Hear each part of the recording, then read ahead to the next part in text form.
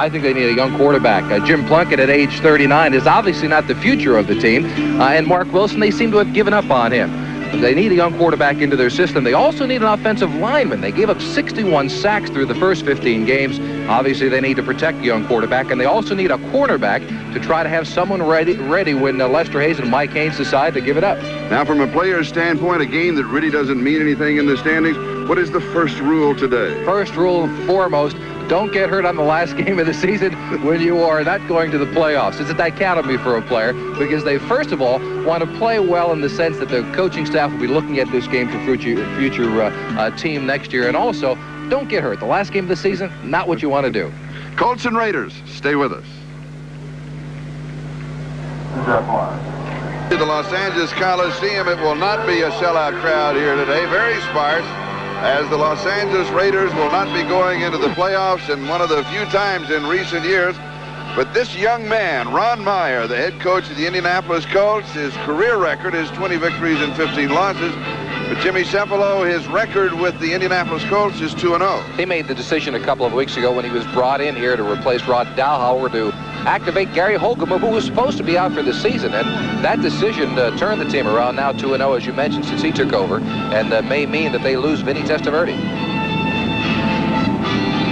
And Tom Flores with a record of 8-7 on the year, 78-42 his career record, and how time flies. Tom Flores, this is his 8th year as the head coach of the Los Angeles Raiders.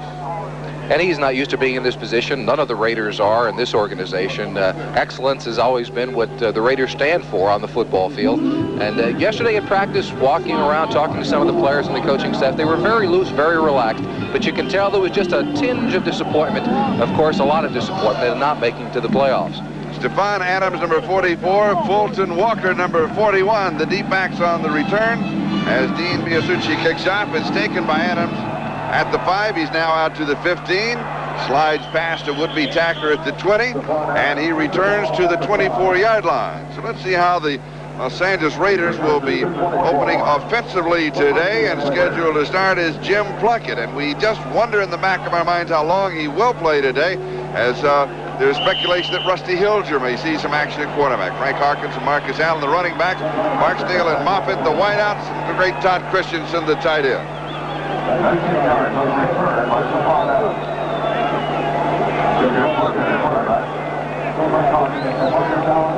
First down for Los Angeles at their own 24-yard line. Moffitt showing a little motion, and Plunkett opens with play action. Drops it off into the left flap. That is Frank Hawkins pulling it in at the 28-yard line. So he'll pick up 4, and it's going to be second down and 6 as Bruce Davis, Chris Ream, Don Mosbar, Mickey Marvin, and Shelby Jordan. That is the offensive line for the Raiders.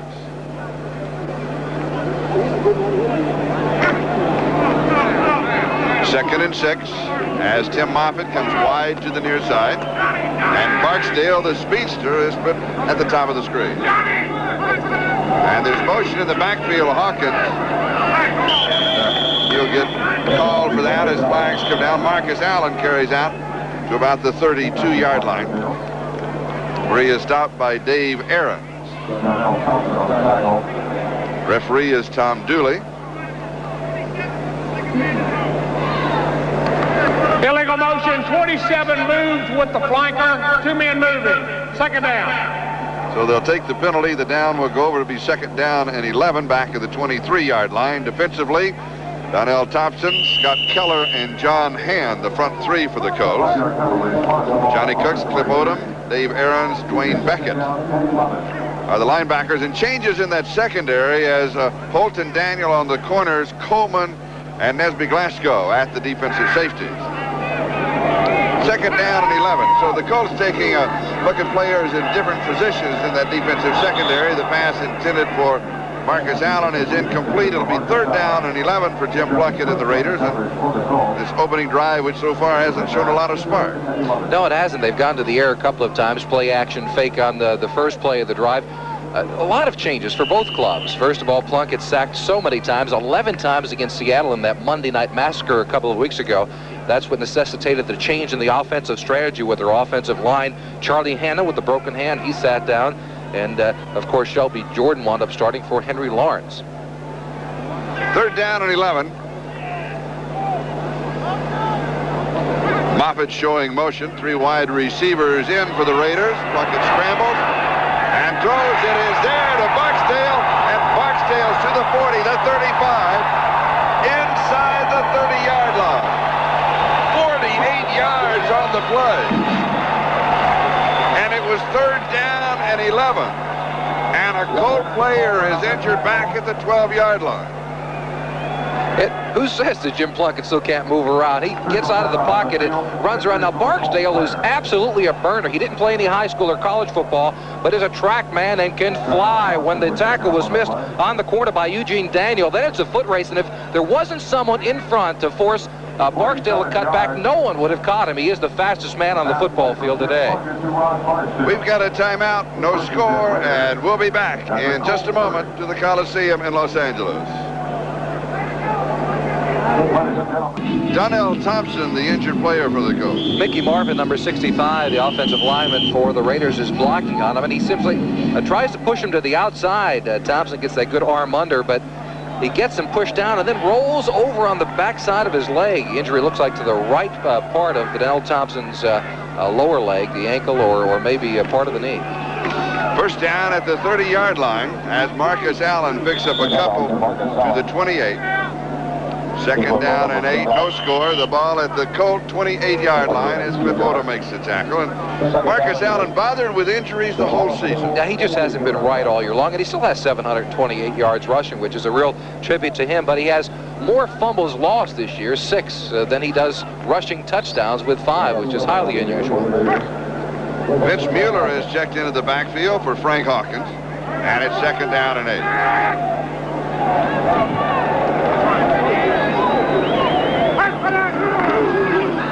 Play action fake. Mueller stays in the block. Deep the far side. The pass is caught inside the 10. No, it is Mueller who went out. It was Marcus Allen who stayed in the block. And they'll pick up 20 yards on the play, and that for Mueller is only his 6th reception of the year. Well, Plunkett is doing the job today. It's his savvy and his experience, certainly not his mobility, but he did get out of the pocket the first time. Here he knows exactly where he wants to go, to Mueller down in the corner. And really not a very good pass, but Mueller has the presence of mind to come back for the football, and he outleaps a couple of Colt players in the corner to get a big catch for the Raiders and set up a 1st and goal. And congratulations to the Kansas City Chiefs. They are in the playoffs for the first time in 15 long years. Going into the back edge of the end zone. No, I had a foot out. Barksdale. Glasgow had the coverage. It'll be 2nd down and goal to go at the 8-yard line. Kansas City defeated Pittsburgh 24-19. Here's the inexperience on the part of Barksdale showing, as I said, no high school or college ball. Coming across the back end of the end zone, he did not have to step out of bounds, but he did early on. Did not know where the back end of the end zone was. Could have easily gotten both feet down to score a touchdown. And as a wide receiver, you always know where the lines are. You always have to know, especially where the back end of the end zone is. I mean, that's the money area. Barksdale will learn that as he gets more savvy as a football player. 2nd down, goal to go, 8-yard line. And we have jumping and contact, and another final is in. Cincinnati destroyed the Jets, 52-21. Boomer Esiason 94 defense. 2nd down. Esiason throwing 5 touchdown passes. Woo, that was on Scott Keller, the nose tackle. And so Paul McGuire became prophet 5 weeks ago, and he said the Jets wouldn't win another football game. A couple of other finals. Washington defeating Philadelphia 21-14. St. Louis over Tampa Bay. Now let's go to the ticker, and we'll set all these numbers up for you. Cincinnati, the big win over the Jets, 52-21. Kansas City defeating Pittsburgh, so the Chiefs are in. And Washington defeating Philadelphia. And, of course, Washington is already in the playoffs. Philadelphia is not. And we'll have some more for you. 2nd down, goal to go, just a little bit closer. And Marcus Allen slashes to about the 2-yard line, where it's going to be 3rd down and goal to go as Scott Keller makes the stop.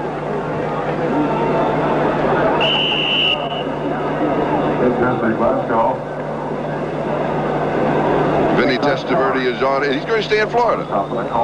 Right up the coast to Tampa Bay. St. Louis defeated Tampa Bay by 4, 21-17. Now, Tampa Bay last year would have been able to sign Bo Jackson. Can you imagine Bo Jackson and Vinny Testaverde in the same backfield? Oh, yeah. Third down, goal to go. The blitz was coming, pass incomplete to Marcus Allen. Plunkett had to get rid of it in a hurry. So it's going to be 4th down and goal to go as we'll take another look. All right, let's see where the pressure comes from. The top part of your screen. Oh, there he is. Johnny Cooks, number 98, with a clear shot. Now, Marcus Allen had the choice between blocking Cooks or going out, releasing into the flat. Plunkett knew that, and the option was to throw the football over Cooks to Marcus Allen. Unfortunately for the Raiders, he was not able to get it off before Cooks got there. So Mark Wilson will hold. Jamie Kimmel is the snapper, and Chris Barr will attempt a field goal from the 9, an attempt of 19 yards. For the early lead in the ball game, and it is good. As Chris Barr hits from 19 yards away, and the Raiders are out in front of the Colts by a score of 3-0. We'll be back with the kickoff in a moment. This is Charlie Jones and Jimmy Cephalo, and we're back at the Coliseum in Los Angeles.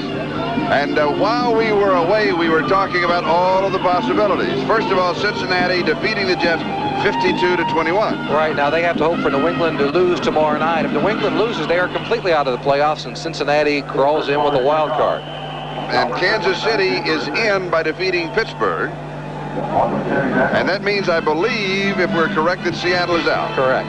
Does not have a chance. The return taken to the 5-yard line by Albert Bentley. And he returns to the 26. So Indianapolis will go to work at their own 26-yard line, first down. Now Cleveland swamps San Diego. That's in the 4th quarter. In the 4th quarter, Minnesota out in front of New Orleans. For the Vikings, they're just a week late. And a final Atlanta over Detroit.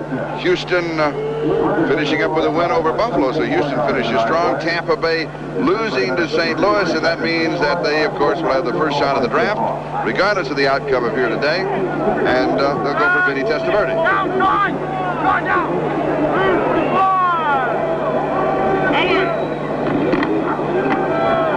The Colts open with 3 tight ends to give us to Randy McMillan, and he just rambles for the big first down as he goes to the 41-yard line. He picks up a quick 15 yards on the play, and McElroy makes the tackle. Here's the basic offense with Hogaboom at quarterback, Wansley and McMillan, Booza and Brooks outside. Pat Beats the tight end. Now, they made some changes in that offensive line. They moved some people around. Balderschweiler is at left tackle. Hinton has moved inside at left guard. Donaldson the center, Solt and Call on the right side of that line. It is now a final, 47-17, Cleveland defeating San Diego. And here the score is Los Angeles 3 and Indianapolis nothing. As Hogaboom just swings it off to the left flat to Wansley. And he is hit at the line of scrimmage, and 3 flags come down, one of which is kicked away by one of the Raiders. Matt Millen was there for Los Angeles. A face mask, I believe, is going to be the call. It was a first down for the Colts at the 41-yard line. Millen, quite a character, was a defensive lineman at Penn State, and then, of course, was the linebacker. Face mask, 15 defense, first down. And they went with the 15-yard penalty, which means that he grabbed and shook it just a little bit. The face mask can be 5 yards if it's unintentional and the mask is not moved side to side. Let's see what happens with the hit on Matt Millen. And he does grab the mask and a little bit of shake. Yeah, he got a little bit of the nose, a little bit of the face mask, and he got the 15 yards as well. First down at the Raider 45-yard line. First opportunity for the Colts on offense. Hogaboom with Harbour in motion. And he throws into coverage over the middle. The pass is pulled down at the 35-yard line by the tight end, Pat Beach. Jerry Robinson with the tackle. And a pickup of right at 10 yards. It may be a first down. Let's see what it is going to be a first down. So the Colts offense moving very well against this defense of the Los Angeles Raiders. Howie Long, Mitch Willis, and Sean Jones. Of course, Willis is in because of injuries to Piquel. Robinson, Matt Millen, McKenzie, and Martin, the linebackers. With Seal replacing Lester on the corner, Mike Haynes, Turan, and McElroy rounding out that secondary. And it's a first down. And here's McMillan.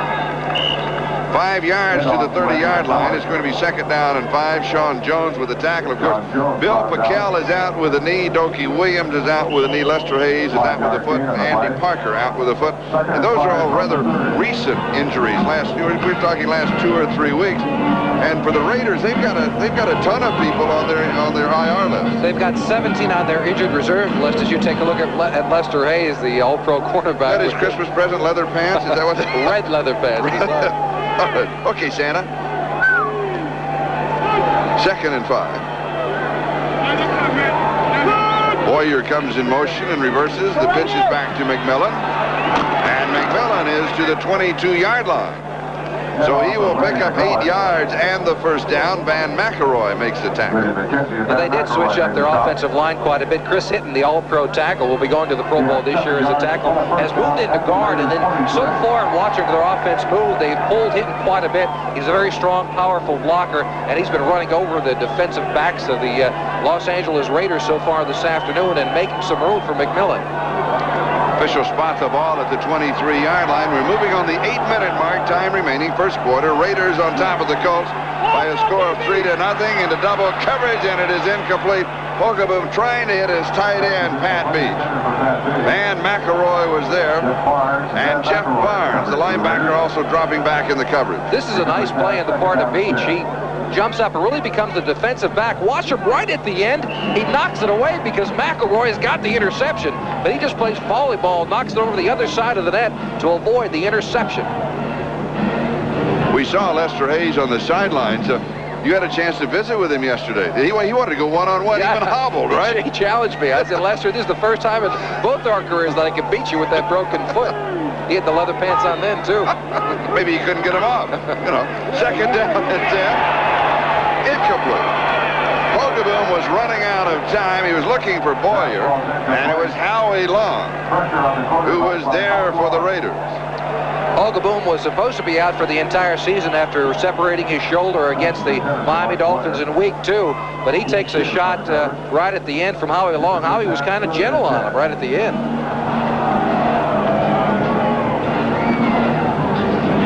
Oops, just a flash of games and scores, then they're back.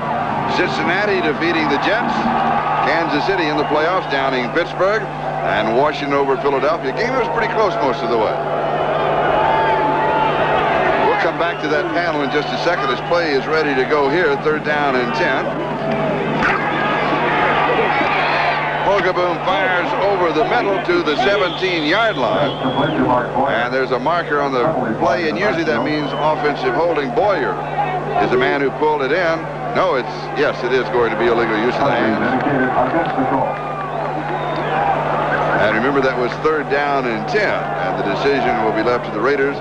Cleveland big over San Diego, and of course Cleveland already they have home field advantage. They had it before this game all the way through. As long as the Super Bowl, they'll be playing in Cleveland, which is a big advantage because they can get cold on the shores of Lake Erie. Minnesota over illegal use of hands, 66, offense, third down. Call on Ron Salt. So Minnesota winning, and Atlanta finishes strong down in Detroit, 20-6. Houston wraps it up with a win, 16-7 over Buffalo. And Tampa Bay loses, but they win. Vinny Testaverde.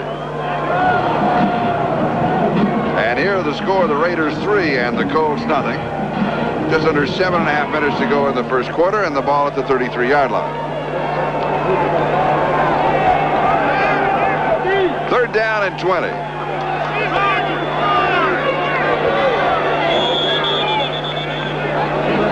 Now Hogaboom looking across to the umpire. I think he knew that he was running out of time, tried to get a quick timeout before he's going to get called for delay of game. There's a 30-second clock ran out on her. Maybe he couldn't find it.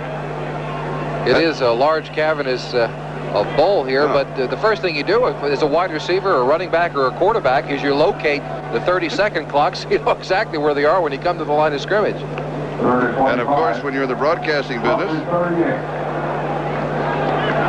First thing you locate is the men's room. Just, a little tidbit. Okay, it's 3rd down and 25. Well, it's the end of the season. Here's McMillan to the 35-yard line. So he has 3, and it's going to be 4th down and 22. And he's hurt. Yes, he is. Randy McMillan, a #1 draft choice in 1981, taken in the 1st round in his 6th year. Played his collegiate ball at Pitt. And the clock is stopped with 6 minutes and 31 seconds. That is the time remaining in the 1st quarter. The score is Los Angeles 3 and Indianapolis nothing. We've got an injury timeout, and we'll be back to the Coliseum in just a moment. Randy McMillan is up. That is good news, and it does not need to be helped off the field, so perhaps just had the wind knocked out of him. We took quite a shot from James Davis, number 45. Take a look at him coming from the other side. And Davis was on the ground for a little bit of a while after this hit as well. It seemed that they knocked each other silly for a second. McMillan, though, the leading rusher for the Colts, they've had a dismal performance, especially in their running game. After being #1 in the AFC in 1985, they dropped to 27th in the NFL this season in rushing output. Matching that 52-yard attempt is Dean Biasucci. Oh, he's got the distance. He's got it with room to spare from 52 yards away, and that ties his career-long field goal and ties up the ball game at 3-3 with 6:11 left to go in the 1st quarter. And he kicked a 52-yarder last week against Buffalo to put the Colts up on top after missing a 30 and a 32-yarder early in the football game. Was nearly booed out of the dome in Indianapolis, but came back. It shows you what confidence will do for a player. You are absolutely right about this, Charlie. He hits it strong, and this could have gone 60 yards at least. He had plenty of distance on the kick. And he is now with this one hit only 4 of his last 10, so he's not on a hot streak of any manner of means, but maybe this can end up, he can end up very strongly today. Contact the Los Angeles Raiders by mail or phone. Thank you. 6 minutes and 11 seconds. That is the time remaining in the 1st quarter. We're now tied. And here is what the situation is in the AFC. As you know, the NFC had already been decided. Well, Cleveland is in with a home field advantage.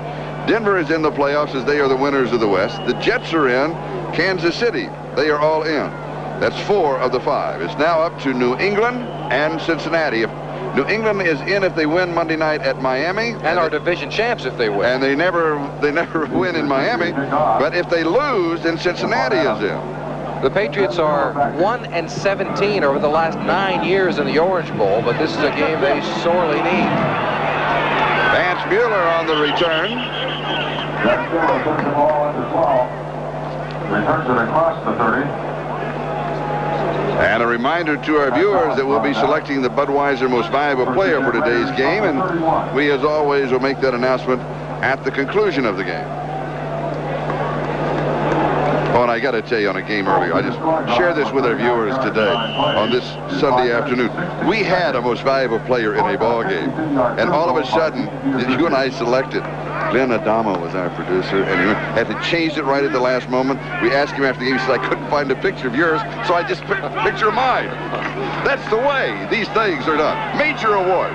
Swing pass left side. Frank Hawkins. Hawkins has about 4 yards on the play. And it's going to be 2nd down and 6 as Dwayne Bickett makes the tackle. Ball for 35. All right, Plunkett, all the experience that can go into a quarterback possibly, it is all with Plunkett. Looking downfield, he knew exactly where Hawkins was, the outlet on the side. And instead of getting a loss or throwing it away, he winds up with a gain of about 5 yards. 2nd down and 6. Moffitt going in motion. And Marcus Allen goes to the 1st down, 41-yard line. He needed 6. It's going to be in that neighborhood. Marcus Allen, some numbers on him. Hobbled by injuries most of the season, and you got the The veteran Jim Plunkett in his 16th year. What is the challenge of a game like this at the end of a season when you're not going to the playoffs? For many running backs, especially Marcus Allen with the injuries, he'd be sitting down now for many, but not for Marcus Allen. He's, for my money, the toughest running back in the NFL. He's got it all: instinct, toughness, competitiveness. And if you have one player in the entire league, for my money, that you want to give the ball to in a tough spot, it's Marcus Allen. That's why he's playing today. He's that competitive nature. Plunkett, little play action fake, goes downfield to Barksdale to the 30, the 25, the 20, and he goes out of bounds at the 16-yard line. 42 yards, second big play in the ball game for this youngster out of Arizona.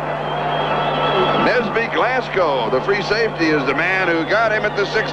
The Raiders have a real find in Barksdale. Here you see the mobility of a Plunkett rolling out the short rollout. Looked like it was designed beforehand. But Barksdale wrote a letter to the Raiders a year ago, and they say they get about 3,000 letters a year from guys who didn't play high school or college football. Barksdale was the one that worked out. They said, sure, come on in. You've got the great speed. We'll give you a tryout. And it appears he is in the mold of the Raiders' strong, fast wide receivers.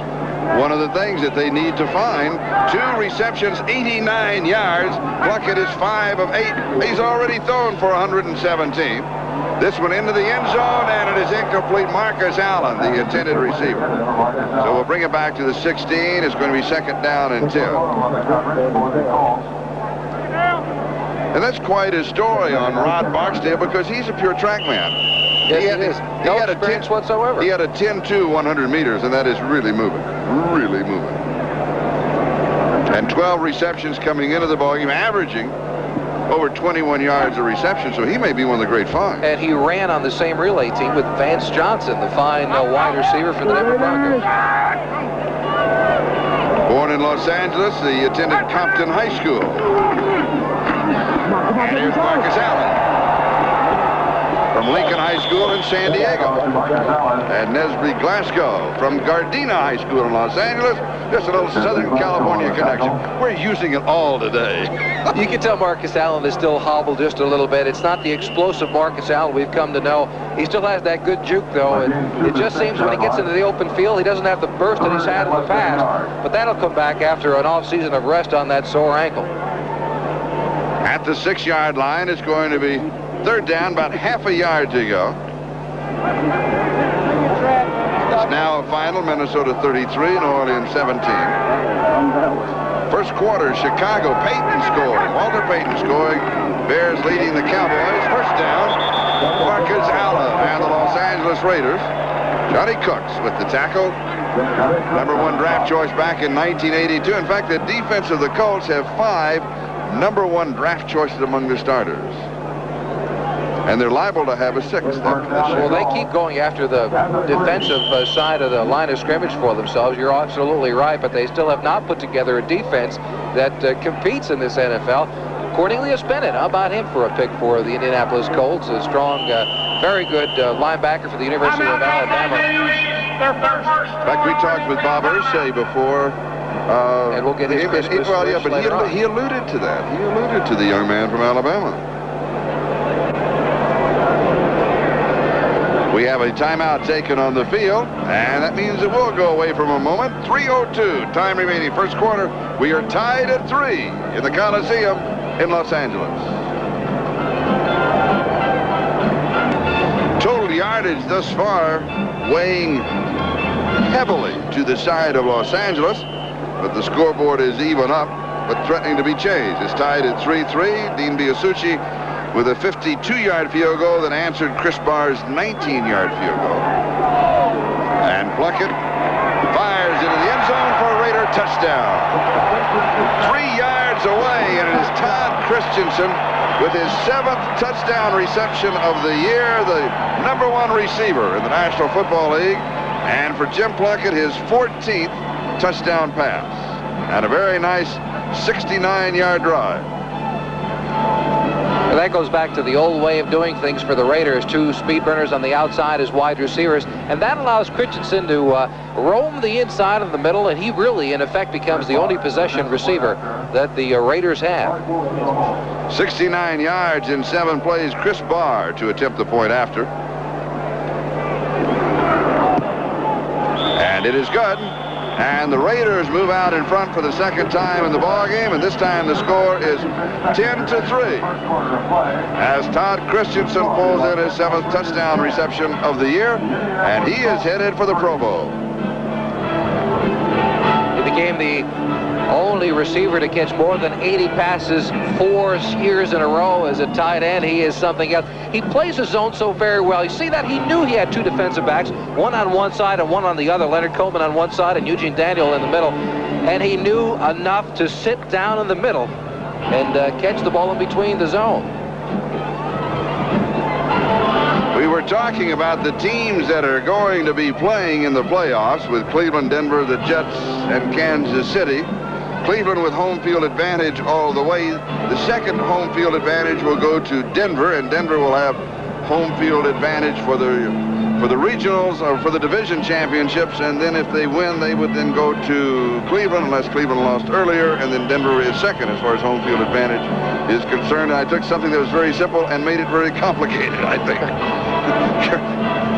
Jimmy is looking at me, that blank stare in his eye. You know, it's one of those. Well, that advantage, the home field is very big, as you mentioned, because of the weather in Cleveland and the weather in Denver, as well as the fans there at Mile High Stadium. Albert Bentley will down the kickoff in the end zone. And Indianapolis will go to work at their own 20-yard line, first down. Ladies and gentlemen, in the Raiders scoring drive, it went 69. Remember the Freeze Bowl game of a couple of years ago when the Raiders went to Cleveland to play in the playoffs there, and ironically the Raiders win in the cold weather of Cleveland Stadium. So I guess what it comes down to is the best team will win regardless of home field advantage. Well, I don't always agree with that, because I remember the San Diego game at Cincinnati, which was so cold, and the Chargers felt that as a passing team or as a finesse team that they never really had a chance. And on a warm day, they might have been a better ball game. Well, you're right about that, but that was subhuman, that temperature. That one doesn't count. Okaboom throws far side, and it is caught. Coming down with the reception is the rookie Bill Brooks, and what a year he is having. That is his 60th reception of the year, his first of the ball game, already more than 1,000 yards. And he, by the way, battling with Ernest Givens for the outstanding rookie receiver. Givens in the Houston ball game, 2 receptions for 49 yards. And Brooks has not gotten nearly as much attention as he should. Over 1,000 yards, as you mentioned, but some all-rookie teams that I've read about, they don't even mention Billy Brooks, and that's really upsetting. He should be a candidate for the Offensive Rookie of the Year in the league. Oh, yeah. He's the first rookie over 1,000 yards receiving since Chris Collinsworth in 1981 for the Bengals. And Albert Bentley, now the running back from the 37 out to the 41-yard line, so he'll pick up 4. It's going to be second down and 6 as Mitch Willis makes the tackle. What's even more impressive about Billy Brooks is the fact that he didn't start until game 5 of the season, so he's really put this all together in the last 11 weeks. Mark in on 4 yards. The most prolific wide receivers in Colt history, Brooks and Booza.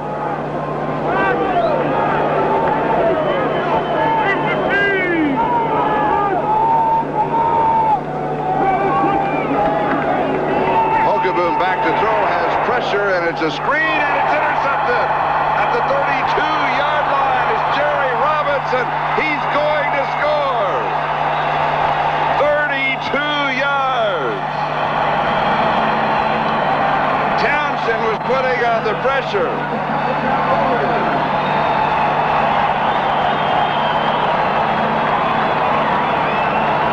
That may be the most impressive interception for a touchdown that I have ever seen. He was going to try to knock the head of the receiver off, and the ball just wound up in his lap. I don't know. It seemed in midair he made the interception and then had the presence of mind to get up and scoot into the end zone. And Hogaboom seemed to be a little bit injured on the play. Let's take a look at him. Remember, he has that separated shoulder problem that he's coming back from. It is his left shoulder, by the way. He didn't get hit that hard. It didn't appear, but he does seem to wince just a little bit as he's sitting down on the ground. He's wincing more as he saw those players go running by it. He knew that Robinson was headed for the end zone with his second touchdown of the year, his 4th interception. And the Raiders now out in front by a score of 16-3, still with 1:12 left to go in the first quarter. A delay on the field, possibly for the replay official to take another look to see whether or not there was contact after Robinson had the interception. There's the tip. There's the interception. No, he missed him. He missed him. He was not touched down at all. That was Pat Beach. And so Robinson has the touchdown, no question about it. And he did see the ball. He wasn't going after the receiver after the tip, but as he was falling down. Really official, the play stands. Touchdown. 32-yard interception. And that is a good call. And there's, you know, some people will just lay there after that kind of a play saying, well, I caught him on the ground, I'll roll around for a while. But not Jerry Robinson. He's got a lot of speed to get up and get into the end zone after rolling around on the ground for a roll or two. Chris Bard to attempt the point after. And it is good. And the Los Angeles Raiders ran in front of the Indianapolis Colts now by a score of 17-3 with 1:12 left to go in the first quarter. Indianapolis Colts 3. Jerry Robinson from UCLA in his 8th year in the National Football League. After spending time in Philadelphia and was unhappy there, asked for the trade. The Eagles obliged by sending him here to Los Angeles, and he's probably a very happy man back, as you mentioned, where he played his college ball at UCLA. Born in San Francisco, and high school football, basketball, and track star at Cardinal Newman High School in Santa Rosa, California.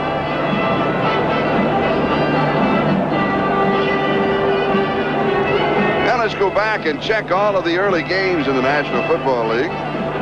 The Jets losing to Cincinnati. Kansas City winning. They had the simplest job of all. They won there in the playoffs. They did, and they are. Washington over Philadelphia. San Diego losing at Cleveland. Cleveland is really on a roll. They've got home field advantage as long as they're in. Minnesota wins, and Atlanta wins. And we've got another panel for you after the kick as Chris Barr is kicking off. And Albert Bentley takes it a yard deep. He's out to the 10.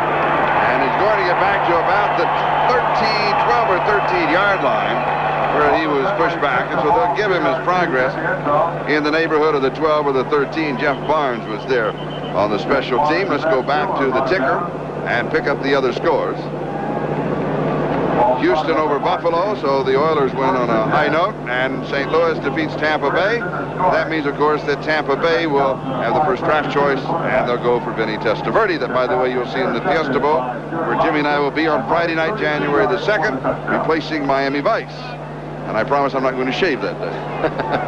The score here, the Raiders way out in front of the Colts first quarter, 17-3. And so Indianapolis will try it again. They mark it at the 14-yard line.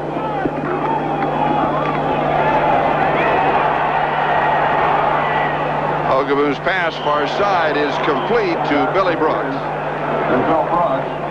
He's not going to pick up any yardage on the play. He may lose the yard. Let's see where they spot him out of bounds. They're going to mark it out at the 14. And so it'll be 2nd and 10. Hogaboom coming back after the injury.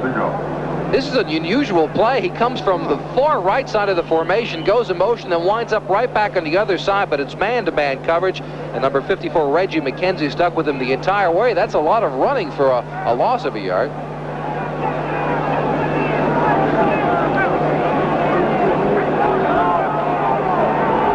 Second down and 10.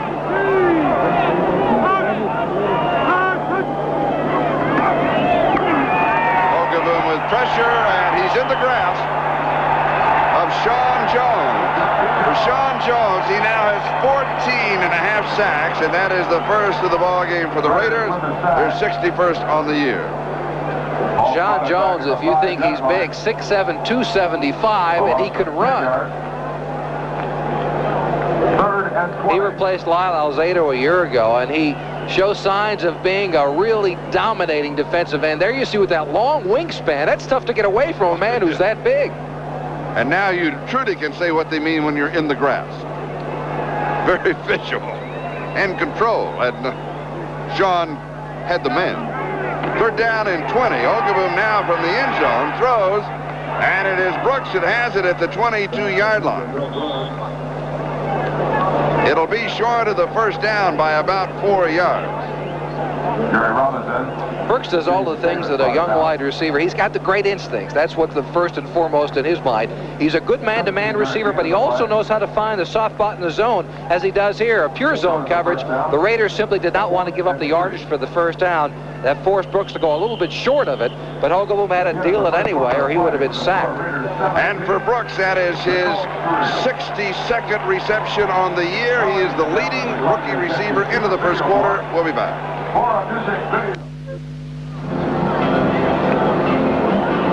Here are the statistics in the first quarter.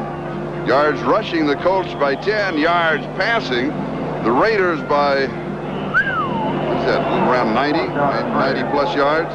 Total offense, 164 to 67. And time of possession, 8-12 for Indianapolis, 6:48 for the Raiders. Of course, don't forget that the interception by Jerry Robinson in the return for the touchdown. Fulton Walker now set to return the punt of Ron Stark. Stark's first punt of the ball game, leading kicker in the National Football League.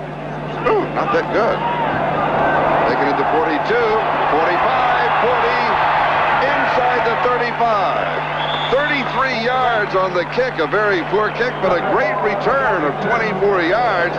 Tate Randall, leading special teams tackler for the Colts, is the man who brought him down.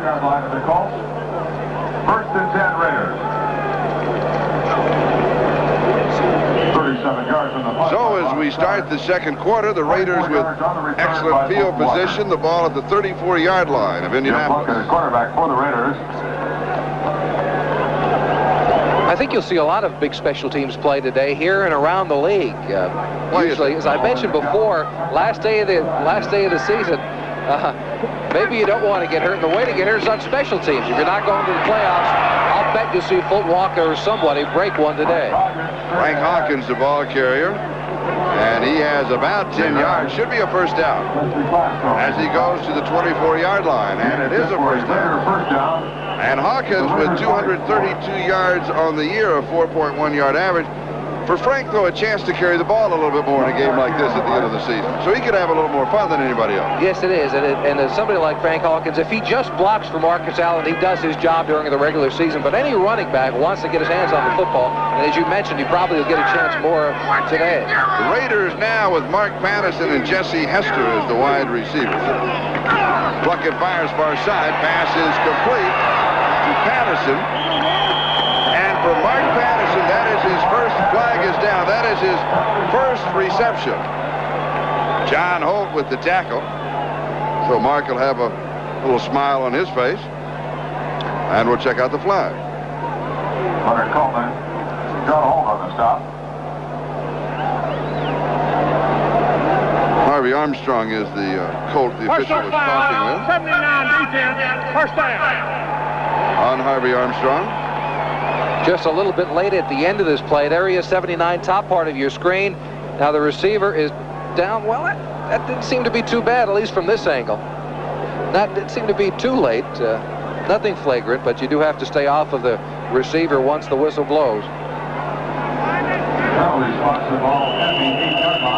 That play, Plunkett changed that play at the line of scrimmage. You saw a lot of movement. They simply went to a quick hitch pattern by both wide receivers. In the other game in progress, Chicago is still leading Dallas 7-0. Walter Payton scoring the touchdown. Napoleon McCallum is checked in as a running back. And he gets the ball. He fumbles it. And the Colts have the ball. Harvey Armstrong, now the pushing and shoving continues, is the man that we had recovering the fumble. That's the second week in a row that McCallum has coughed the ball up in a critical situation. Last week against Kansas City, he did the same thing. In fact, a week ago, the Raiders gave the football up 7 times without getting a turnover back. No question about that fumble. He was up in midair when the ball was coughed up. We'll be right back after this. Billy Ingraham of Lancaster, California. Today's game is brought to you by Ford and your Ford dealer. Have you driven a Ford lately? By the U.S. Army, a place to be all you can be. And by Stroh's and Stroh Life. Now you're talking good times, and Stroh's is spoken here. Happy holidays, everybody. This is Charlie Jones along with Jimmy Cephalo. Are you finished with your holiday shopping yet? Yes. You don't do yours till Christmas? Christmas Eve. That's rule number 1. Do not do any Christmas shopping until Christmas Eve. Okay, that's rule number 1. The give is to Albert Bentley. What is rule number 2? Don't forget anybody on Christmas Eve. Don't forget rule number 1 or you're really in trouble. Okay. Don't get sick on Christmas Eve is rule number 2. 8 of 3. Second down and 7. Average field position at the start of the drive. The Colts starting from their own 16. The Raiders starting from their own 41. What a difference that can make. 2nd and 7. Just under 13 minutes, that is the time remaining in the first half. And the Raiders are out in front of the Colts by 14 points. Holgeben throws in the left flat. The pass is complete to Pat Beach, the tight end. Van McElroy with the stop, and Indianapolis picks up a first down at the 17-yard line. You see a lot more good-natured camaraderie between the teams on a day like this, or you notice Pat Beach and Van McElroy exchanging Christmas greetings on the sideline. I guarantee you 4 weeks ago, if these two teams got together, Van McElroy or Pat Beach wouldn't have exchanged greetings with anyone unless it was their own quarterback. Today's game is the property of the National Football League, Indianapolis Colts, and Los Angeles Raiders. All rights reserved. First down at the 17-yard. That's a new disclaimer. New copy. Oh, less words. More work for the attorneys. Pass is complete to Matt Bouza. Good rolling reception at the 32-yard line. A gain of 15 on the play and the first down. And he beat Sammy Seal on the play. Sammy Seal, of course, replacing the injured Lester Hayes today. There's no comparison, of course, between Lester Hayes and very few other cornerbacks in the league. Sammy Seal is a small defensive back, and I think here Matt Bouza takes a little bit of advantage of it, getting a release at the line of scrimmage. The Raider cornerbacks like to play that tough man-to-man cover, and it's tough for somebody as small as Sammy Seal. Holgeben has completed 7 of 10 for 66 yards. He has been intercepted 1 time. That cost him a touchdown, and here's Albert Bentley. Handoff to Albert Bentley. He'll pick up a couple of yards on the play. Jeff Barnes and Mitch Willis making the stop for the Los Angeles Raiders. The temperature in the upper 60s and the sun shining today in Los Angeles. Gain of 1 yard. Doesn't really seem like Christmas weather here in Southern California. Mitch Willis at 6'8", 275, right alongside of Sean Jones at 6'7", 275. That is, I would imagine, the largest defensive line in football with this particular lineup in there. Holgeben has completed 4 in a row. And now 5 and a first down at the 45 as Bouza pulls it in. Mike Haynes with the tackle. Mike Haynes brought him down. And a gain of 11 yards. Sean Jones putting the pressure on. Every quarterback has a favorite receiver. It happens to be for Holgeben to be Matt Bouza. He had 11 receptions since Holgeben came back in the past 2 games. There you see Holgeben on his back one more time. That injured shoulder does not feel very good, I would imagine now. And a nice catch by Bouza, man-to-man coverage. Hey, anytime you go against Mike Haynes and you get open man-to-man, you've had quite an afternoon. Holgeben 5 in a row now at the Colt 45-yard line and a first down. And here's Bentley. And he'll have a yard to the 46 where Stacy Turan was there to greet him. It'll be 2nd down and 9. Now, another point that we really haven't talked about is that in the skill position, there's a few incentives floating around because there's some incentive clauses built into your contracts. Always. Receptions and yardage. I'll give you a good example. Mark Clayton a couple of weeks ago, the wide receiver for the Dolphins. They said he was out for the season. He needed just a few yards to get his incentive for a 1,000-yard year, and he made a miraculous recovery and did eventually get that incentive paid off last week after getting his 1,000 yards. 2nd and 9. Holgeben high. Now he's completed 6 in a row. This to Mark Boyer. Robinson with the tackle at the 49-yard line. A gain of 3. So it is 3rd down and 6. 3-yard gain. Nice catch down the bottom of your screen. You get Holgeben, who seems to be staring at his wide receivers quite often. He's got that very strong arm and feels that he can put it in just about any place he wants. There he had a lot of room. Mark Boyer wide open on the corner. Only picked up a few yards, though. They'll face a 3rd down and about 6 to go. 9 of 12 in the last 6 in a row, and it's 3rd down and 6.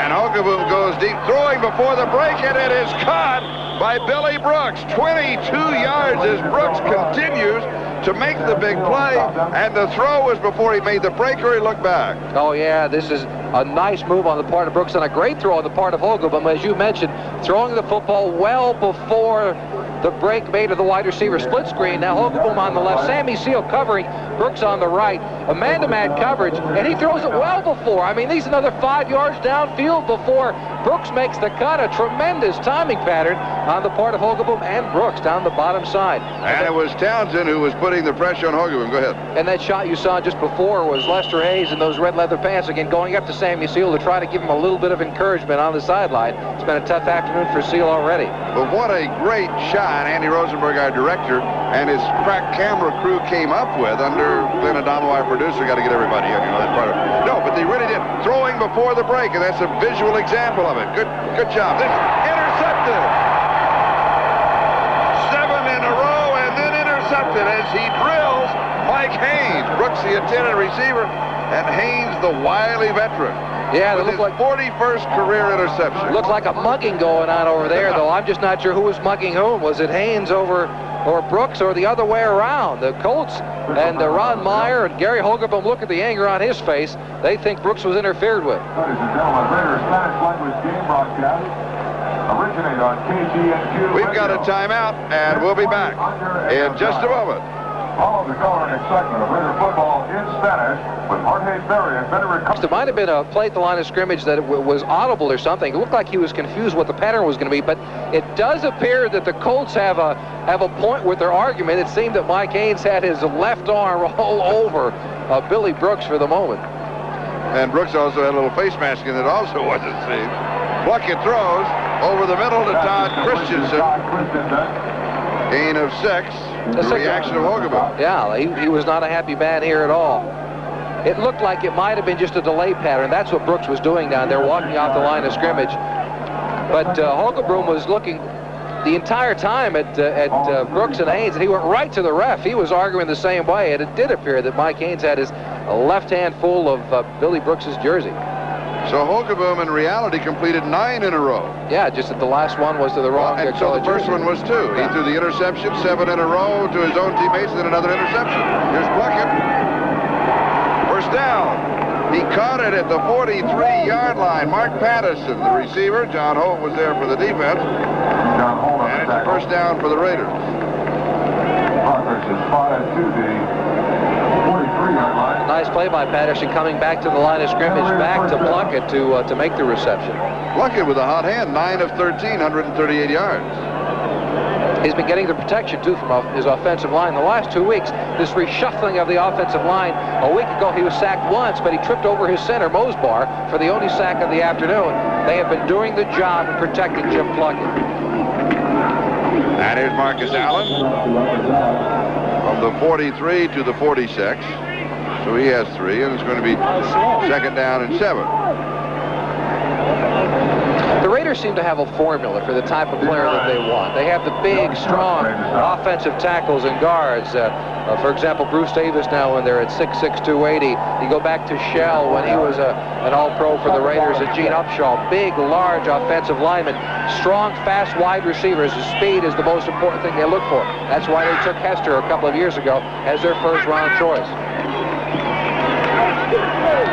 Pluckett, it is knocked away. Good defensive play by Dwayne Bickett, who was the Associated Press NFL Defensive Rookie of the Year last year.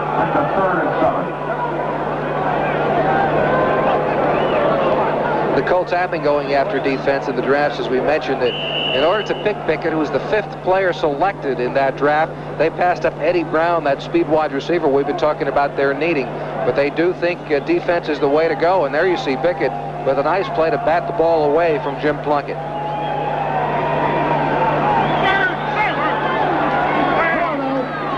Third down and 7. Plunkett back has pressure.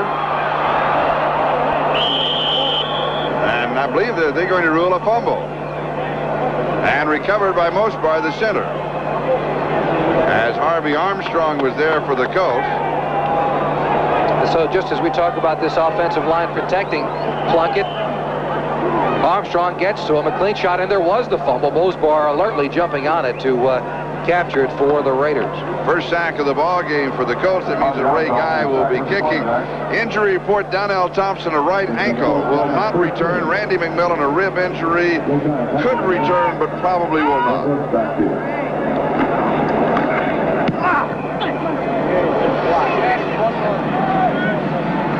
This is the 207th consecutive game for Ray Guy, who has now punted more than 25 miles. The deep back on the return, Bill Brooks taking it out of bounds. We've got a timeout, and we'll be back in a moment.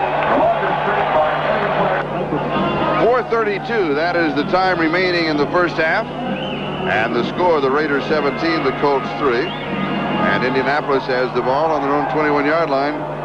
First down.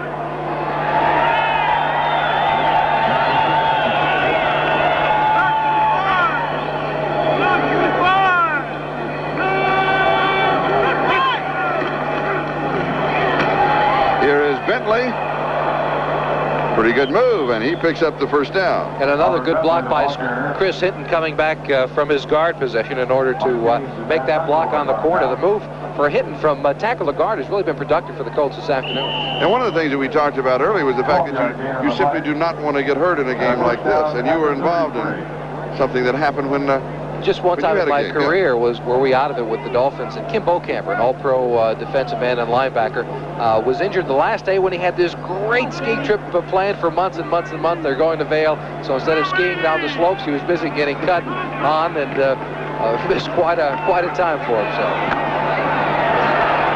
Bentley will be dropped back at the 30-yard line. Now, what I really want to know with that story, after a loss of 3 here, is what about all the other people that were planning to go on the ski trip? Did they go ahead without him? No, they had to stay and watch his rehabilitation. Oh, no. See, the problem is if you're injured on the last day, it takes you 6 months to rehabilitate an injury or so, and so you're booked full scope from the time you're injured. And that's part of the game, though. You're willing to go out and sacrifice and be injured and all the things that require to be a good football player. But it's just so difficult to go through a whole year of being healthy and on the last day of the year to become injured. 2nd and 13. Bentley again out to the 35-yard line. James Davis with the tackle, a gain of 5, so it's going to be 3rd down and 8. I have a feeling most of my friends would have gone skiing and said so long, we'll send you a postcard, you're on your own. Discuss it with the doctor. Discuss it with the doctor. Sometimes the parking lots in these last day of the games, it looked like a U-Haul parking lot. They're all back there. They're all packed up. The only question is, do I have enough gas to get all the way back to Pennsylvania or Texas? 3rd down and 8.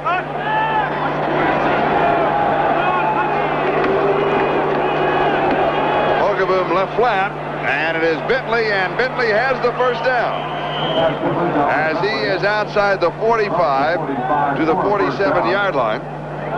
12 yards on the play. Albert Bentley is an interesting story. A walk-on at the University of Miami, came up and wound up as a high selection in the USFL draft and did very well for himself coming over to the Colts. And the 2-minute warning will now be delivered to both benches.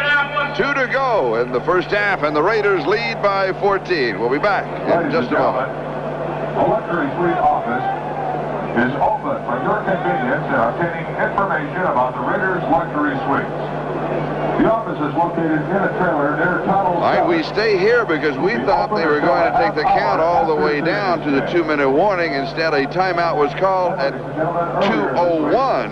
So you really, what you do offensively, it gives you sneak in another play, and it's only going to cost you about 5 or 6 seconds because the warning, the 2-minute warning, will come at the end of this play. In essence, you get the extra timeout. That's absolutely right. They want to get another touchdown back on the board and get some points out of it. Good field position, as you mentioned earlier. The entire first half, they've been starting deep in their own territory. Here, they're in a good position to get a score, and so they want to get the extra timeout by calling it at the 2:01 mark. Now they run one play off, the 2-minute warning comes, and they can go back to the bench again after this play and discuss their strategy. And the big play receiver for the Indianapolis Colts is Billy Brooks, 4 receptions for 56 yards on the year, 63 receptions now for 1,102 yards. And this is who you expect him to go to. Well, he is their big play receiver. In fact, coming into today's game, of his 59 catches, 44 of them were for first downs. So in critical third down situations, they like Bill Brooks. Now, you were talking about the U-Hauls and the trailers already. I remember several years ago when the Raiders were still in Oakland and they were playing at Frank Buell Field, so that goes back quite a way. Cotton Davidson was the quarterback out of Texas. And he played the last game with his jeans and his sweatshirt on underneath the uniform. Came in, took the uniform off, rolled the jeans down, put on the boots, got in the pickup truck, and headed for Texas. And it's never been seen since. Oh, he was quite a guy. First down for the Colts at their own 47-yard line.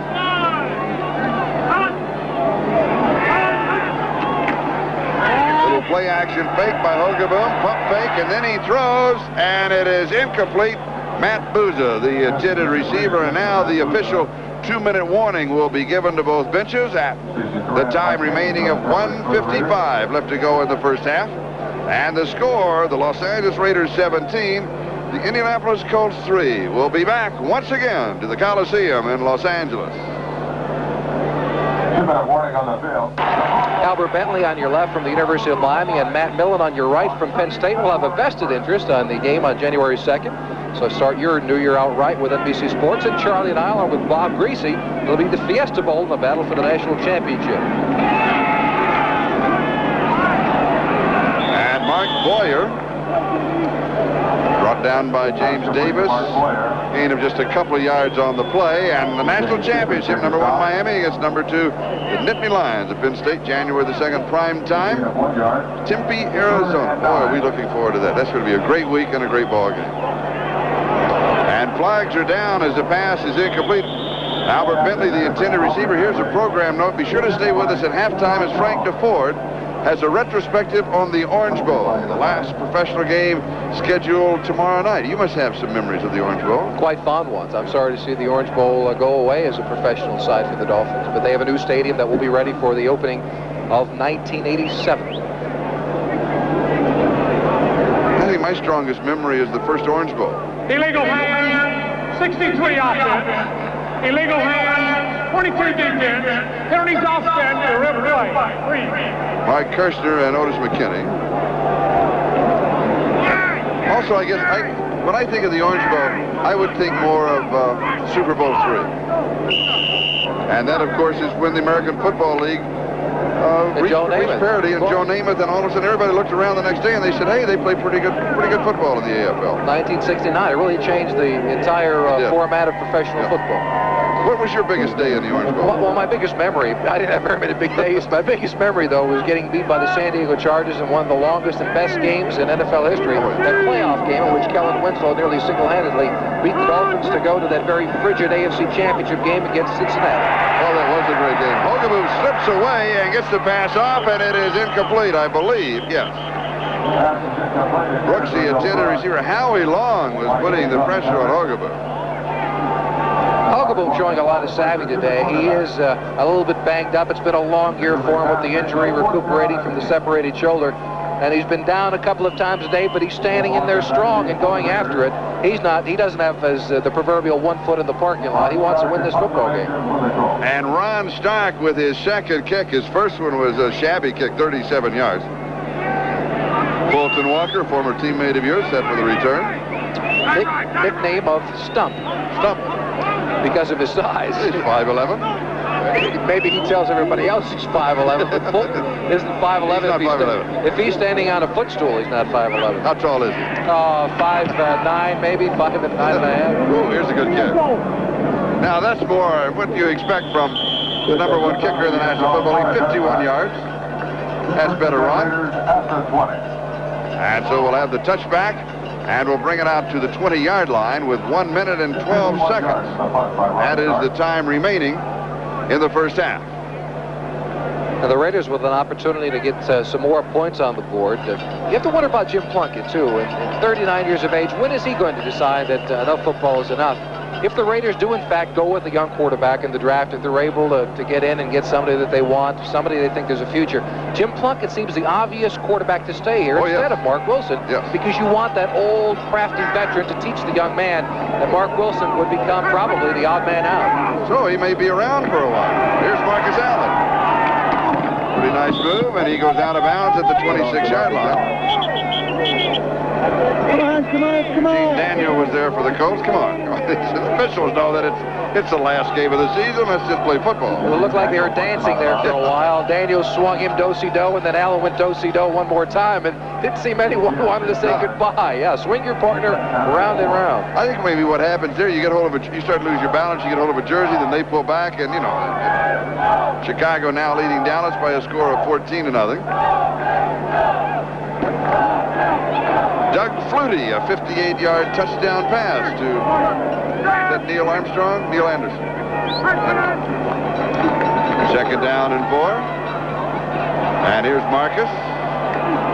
And he is out to the 29-yard line. So he has 3. It's going to be third down and a yard to go. And the clock is stopped with 56 seconds. Gene Daniel and Isby Glasgow make the tackle. We've got a timeout. And we'll be back in just a moment. Injury report on Kevin Call, offensive tackle for the Colts, has a bruised ankle. They're checking on it. And here is Marcus Allen. And he is turned away. And the Colts want to stop the clock. That was third down and 1. End up losing a yard, maybe 2 on the play. And the Colts now have 1 timeout remaining, but with fourth down coming, that means that Ray Guy will be kicking, and I would suspect that Indianapolis will send everybody and try and go for the block. Yeah, with just 48 seconds remaining, and they only do have the 1 timeout. I think that's probably the strategy they'll try to employ. Rather than to set up the return with the 1 timeout, unless you break it big, you always try to save that 1 last timeout for the field goal, of course, and they may not have to. They close down the area of the field they can throw to. Only deep, out of the end zone, into the end zone, or along the sideline. So we would imagine they would try and go for the block. And so we'll be looking at the second punt of Ray Guy. And you mentioned Jim Plunkett. Ray Guy may be coming near the end of his career, and what a great career it has been. A #1 draft choice back in 1973, the first time that a punter had ever been taken first in the draft out of southern Mississippi. We mentioned earlier he's punted now for more than 25 miles. And he slipped a bit. He's now tied for 19th in the National Football League for a man that led it for so many times for so many years. And Ron Stark, kind of the heir apparent to the throne of a Ray Guy, because Stark, as you mentioned, the leading kicker in the NFL, and appears to be able to do that year in and year out. Here come the Colts with the pressure, but he gets it off. And Brooks on the return. The 40 goes out of bounds at the 42-yard line. So 43 yards on the kick by Ray Guy, 8 yards on the return. 40 seconds remaining, plenty of time, and 1 timeout remaining for the Colts. And if they want to play the short field, they only need to pick up around 25 to 30 yards to be within field goal range for Dean Biasucci. Now they're going in the other direction. When Biasucci kicked the 52-yarder, they were going to our left. Now it'll be in the opposite direction. The wind may be against them in that sense. Checking the flags, and there seems to be a little breeze, but not a lot.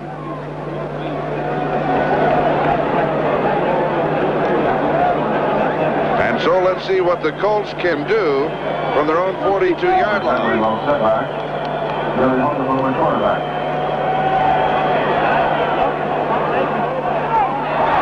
Almost intercepted at the 45-yard line by James Davis. Mark Boyer, the tight end, the intended receiver. And nearly a big mistake by Hogeboom. He just has to throw that out of bounds. No one was open along the sideline. He's just wasting time here. You don't have anyone open with 40 seconds left and 1 timeout remaining. Get rid of it. Get out of bounds. You're not going to pick up but a few yards in this situation, and nearly caused the interception. 2nd and 10. 34 seconds. That is the time remaining. No touchdown passes, but 2 interceptions. And this is Billy Brooks. Brooks to the 40 and out of bounds. With 26 seconds left, a gain of 19 on the play. For Brooks, 5 for 75 yards. One more time, it's man-to-man, and it's Mike Haynes who gets beat. He starts inside on the pattern and then back out to the corner, and Haynes, usually with the great speed, does not have enough to catch up to Brooks on the corner. So they only need, 5 to 10 yards for Dean Biasucci to have a go at it this way.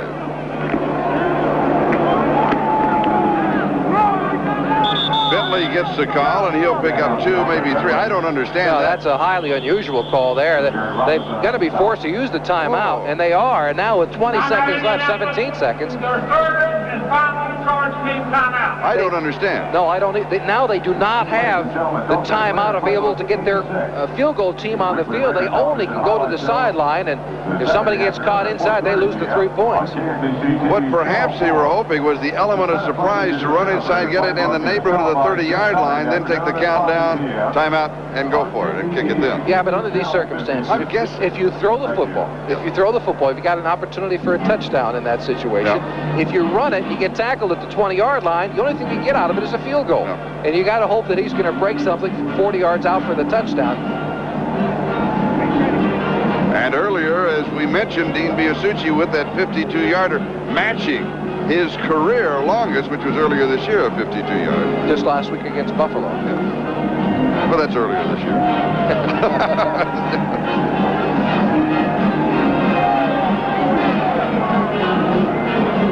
I'm still stunned by that call. Maybe they thought they had another timeout remaining. I don't know. No, I don't think so. They would have known that. Now they're out of timeouts. And the ball is at the 38-yard line, and it's 2nd down. If you look on the other side of the field, they do, Charlie, have their kicking team assembled over there just in case to get them on the field and try to make the kick. But that is a tough thing to do with just 17 seconds remaining. A little timing pattern is incomplete to Brooks, and he gets a pass interference call. I believe it'll go on Sam Seal. Let's wait and see. But that's going to be an automatic first down at that spot, and that, of course, stops the clock. Well, one of the reasons that Hogeboom's going over is because you don't want to lay a receiver out like that downfield when you know there's a safety coming over. This is the kind of pass a receiver hates because McElroy is on his way. It is like getting hit with a baseball bat. What a shot. There's Stacy Turan, the second Raider in. Hogeboom runs over and says, 43 defense, first down. Interference call on Sam Seal, so it's a 16-yard penalty. What a shot on the part of Turan, but Hogeboom runs over to find out if his receiver is all right. And that was a legal shot. It appeared to be from this angle. Now with just a few seconds left, 13 seconds ago, they do get the timeout so they can go over because of the penalty and discuss it on the sideline one more time. Or at least get a play in from the bench. So with the penalty, the ball at the 22-yard line, 13 seconds. Into the end zone. And it is intercepted, but out of the end zone. Stacy Turan came down with the ball. And now with 6 seconds remaining, the field goal team comes in.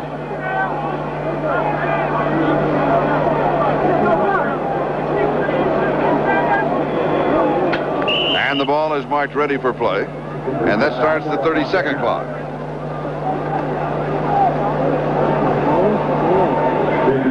.40 yards on the attempt.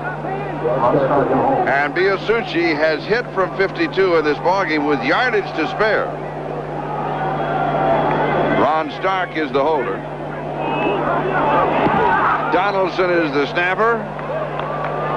A flag is down. The kick is through the uprights, but there's a marker on the play. Penalty flag on the field. Offsides against the Raiders, the preliminary signal. So the Colts, I am sure, will take the field goal. And the 3 points. Offside. 43-45. Points are good. And so it is halftime. And the score, the Raiders 17, Indianapolis 6. This is Charlie Jones and Jimmy Cefalo. A second half still to come. NFL 86 halftime activities will continue in a moment after these messages from your local station. You're watching the Raiders-Colts game. Bob Costas with Paul McGuire and Ahmad Rashad. The Raiders, with the help of that Jerry Robinson interception return for a touchdown, leading it 17-6 at halftime. For those who might not know, regardless of what the Colts do today, Tampa Bay, finishing at 2-14, has the #1 draft pick in the league this year. If the Colts should also lose and be 2-14, Tampa, which had a weaker overall schedule, will be awarded that #1 pick. The Bears have received 2 first-half touchdown passes from Doug Flutie. He just hit Willie Gault from 33 yards. Earlier, he threw a 58-yarder to Neil Anderson, and the Bears lead at Dallas 21-0 just before halftime. Earlier today, Cincinnati spotted the Jets a 7-0 lead on the opening kickoff, trailed 21-14 late in the second quarter, then shut the Jets down, and the Bengal Tiger roared to a 52-21 win. Here's the way it began. The Jets had serious hopes of snapping their 4-game losing streak. Bobby Humphrey takes the opening kickoff, goes 96 yards for a touchdown. The Jets lead 7-0. But in the third quarter, Boomer Esiason comes to life for the Bengals. He throws 3 third-quarter touchdown passes, 5 TD passes all told for the game. Watch him evade the rush on this one. He hits Rodney Holman as he's falling down. Holman is wide open. This is the TD that gives the Bengals the lead for keeps. They were in front 24-21 after that, and they just pour it on. Chris Collinsworth here, Esiason firing deep over Russell Carter, 42 yards for the touchdown. 52-21 is the way it winds up as Esiason throws for 5. Over to Ahmad. You know, the most disappointing thing about the Jets is that for a professional athlete, all you want is a chance to get in the playoffs. They've had a chance for 5 weeks, and they haven't responded. It's just, it's incredible the way they've played the last 5 weeks, and they got 1 week to solve that puzzle. But they're in the playoffs. With a 5-game losing streak, they are at the very least a wild card. They've gone from 10-1 to 10-6. And the Bengals have playoff hopes. We'll explain all of that in just a moment. But first, let's go to something that is a certainty, and that is that Kansas City has cinched a wild card. They're in postseason play for the first time since 1971, back in the Hank Stram era. Here we see Manute Bol posing as an official in the stands at Three Rivers, but he couldn't help the Steelers in the first half. The Chiefs' special teams with a story. Punt by Harry Newsome blocked into the end zone. Deron Cherry recovers. Chiefs touchdown. They lead 7-0. The score was 10-3 in favor of Kansas City following a Gary Anderson field goal when Anderson's kickoff was taken by Boyce Green, and he goes 97 yards for the touchdown that makes it 17-3. But those special teams weren't done yet. It was 17-6 Kansas City. Final seconds of the second quarter, Anderson lines up for a field goal that could cut it to 17-9, and it's blocked by Bill Moss. Here comes Lloyd Burris, defensive back and special teams player. He picks it up and goes 78 yards for the touchdown. The Chiefs led 24-6 at the half. Then they withstood a late Steeler rally, and they win at 24-19 to sew up a wild card berth. By the way, the victories by the Cincinnati Bengals and the Kansas City Chiefs today officially eliminate the Seattle Seahawks. Let's tip our caps to Frank Gans, who is the special teams coach for the Chiefs. Kansas City Chiefs feel that Frank Gans is probably the best special teams coach in the league, and today might have just proved it. They were just superb. And you know, when you look at a team like Kansas City, struggling with the offense, the defense is playing well, and you get that kind of play out of your special teams, Bobby, it really picks your team up going into the playoffs. And you're not even gloating about the Jets. No. You called it. You said 5 weeks ago they wouldn't win another game for the rest of the year. They immediately went on a 5-game losing streak. And what I talking about, the shocker is the offense just went down to 2s. We knew the defense was bad, but when the offense goes, you really they have a major problem. Okay, we got to move along. Washington scored 3 times in the fourth quarter after trailing 14-0 at Philadelphia, so they go into the playoffs at 12-4 and on a winning note. They prevailed 21-14. Jay Schrader threw 2 touchdown passes to tie it, then led the winning drive. He hooks up with Ricky Sanderson on a 41-yarder, Ricky Sanders, I should say, 41-yarder to set up this play. George Rogers running 5 yards for a touchdown with 2.5 minutes remaining. He just bulls through the last several tacklers, and that wins it for the Redskins 21-14. Cleveland is 12-4. That's the best record in the AFC. They have home field advantage in that conference throughout after pounding San Diego 47-17. Ozzie Newsome caught a pass in the 114th consecutive game for him. Watch this play in the first quarter. Bernie Kosar hands to Herman Fontenot. Fontenot will throw to the rookie Webster Slaughter. The Chargers forget all about him. Easy 46-yard touchdown and a 7-0 lead. Now, with time running out in the first half, the Chargers secondary falls asleep again. That celebration ends, and we move on to the play I'm talking about here. Kosar scrambles away from trouble, hits Brian Brennan, and nobody touches him. So he bounces right back off the ground and goes in for a touchdown. It was ruled a score in the last 6 seconds of the half.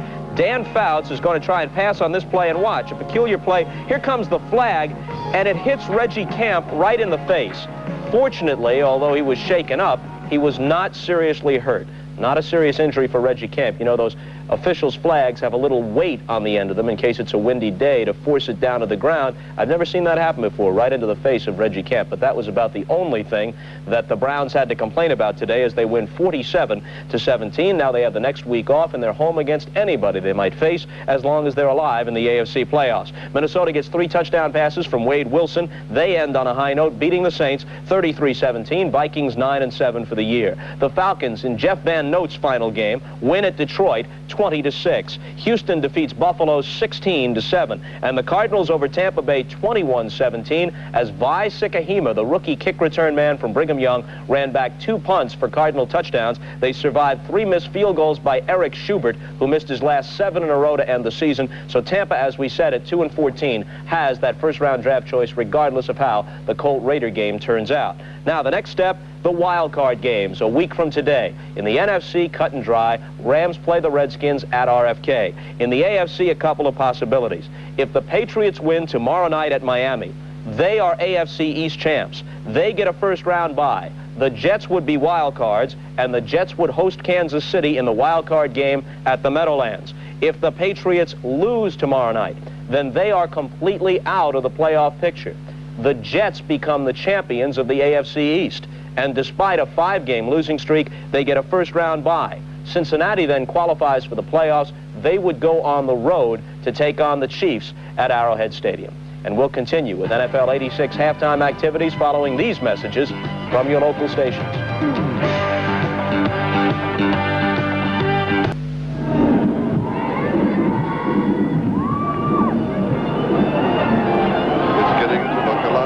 Christmas now. How do you like it? A Raider Claw. In black and silver. I never, That's right. Never thought now, I'd see the day. At halftime, Frank DeFord talked about, reminisced about the Orange Bowl, and you have another thought. Well, a lot of thoughts about it. I was working for the CBS affiliate there in Miami, and standing on the sideline in that great game between BC and the University of Miami when both Bernie Kosar and Doug Flutie threw for more than 400 yards, and the miraculous toss from Flutie for the touchdown to fail him in the end zone. I was standing right next to the Miami bench waiting for the game to end, and as the ball was released, you heard some of the Miami players saying, "No. Oh, no. No." And I'm watching it, too. Dead silence as it ended when the touchdown on that side of the field. I think they were all in shock. But what could happen this year or this season? Well, if Cleveland goes to the Super Bowl along with the Chicago Bears, you would have those very two same quarterbacks who first meeting between the two since that miraculous day in Miami in that Orange Bowl. One of my favorite memories of that. All right, and now one of my favorite memories here in the Coliseum is the kickoff of the second half. We call that a segue in the business, and that was Kenny Daniel who returned the kickoff for the Indianapolis Colts. And now let's look at the numbers in the first half. Well, surprisingly, the Colts with 13 first downs, and they are catching up in total yards and surpassed the Raiders. Early on, it was a big advantage in favor of L.A. Turnovers, though, the Colts with 2, the Raiders with 1. Napoleon McCallum with the fumble down on the goal line, preventing the Raiders from going in for yet another score. And for Indianapolis, they have the ball at their own 20-yard line, first down. Blue 25! Blue 25! Hogaboom on the pitch to Albert Bentley. A flag is down. Handoff to Albert Bentley. And a gain of around 7 on the play, maybe 8, but there was a marker, and Reggie McKenzie makes the tackle for the Raiders.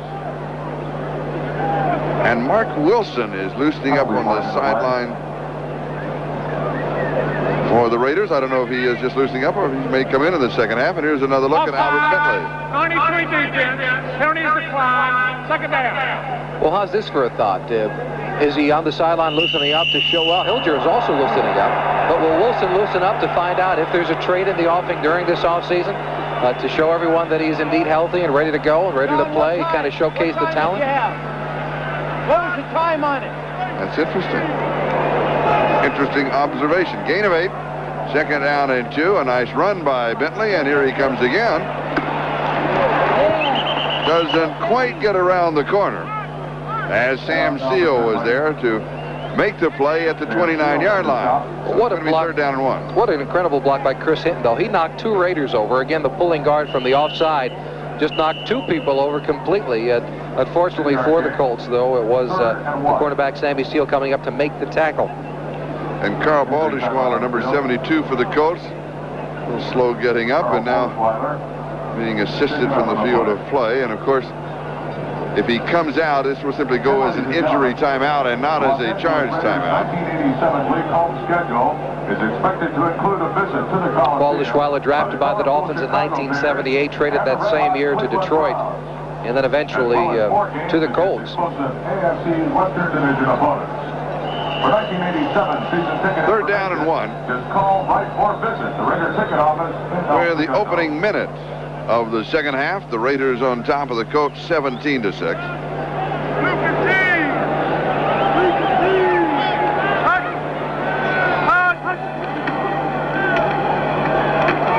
There is the first down. He's got it. He'll go all the way.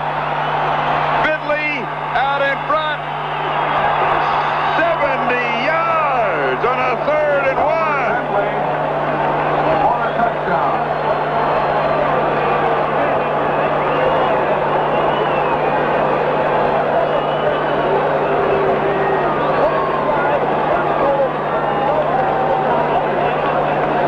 Albert Bentley in for the injured Randy McMillan. The Colts have not had a back to go over 100 yards today, but Bentley has an amazing shot at it now, and he takes the hit up the middle. Nobody wraps him up. He only gets touched once en route to a 70-yard touchdown run. Now watch the speed of someone coming from the backside. I'm not sure it was. It's Van McElroy at the end.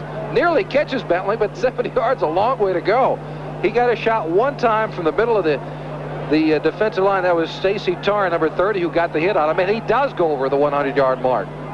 For the first time, a Colt running back all season long. And now the extra point attempt by Dean Biasucci. It is up. It is good. Injury report on Randy McMillan. Bruised ribs. He won't return. They may not need him. Bentley has pulled the Colts back in the ballgame. Today's game is brought to you by BMW, the ultimate driving machine. To arrange a thorough test drive, phone your nearest BMW dealer. By Nikon, we take the world's greatest pictures. And by AT&T, the right choice.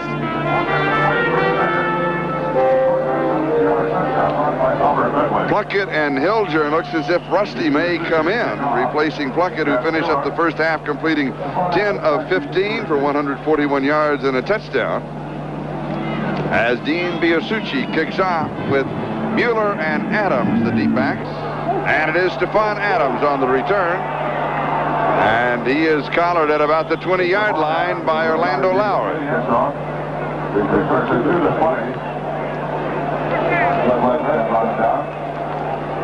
And it is going to be Rusty Hilger at quarterback for the Raiders. This year he has completed only 4 of 8 passes. No touchdowns, 1 interception. Rusty Hilger has been sacked 1 time, and he has rushed 1 time for 16 yards. 6'4", 205 pounds. Played his collegiate ball at Oklahoma State.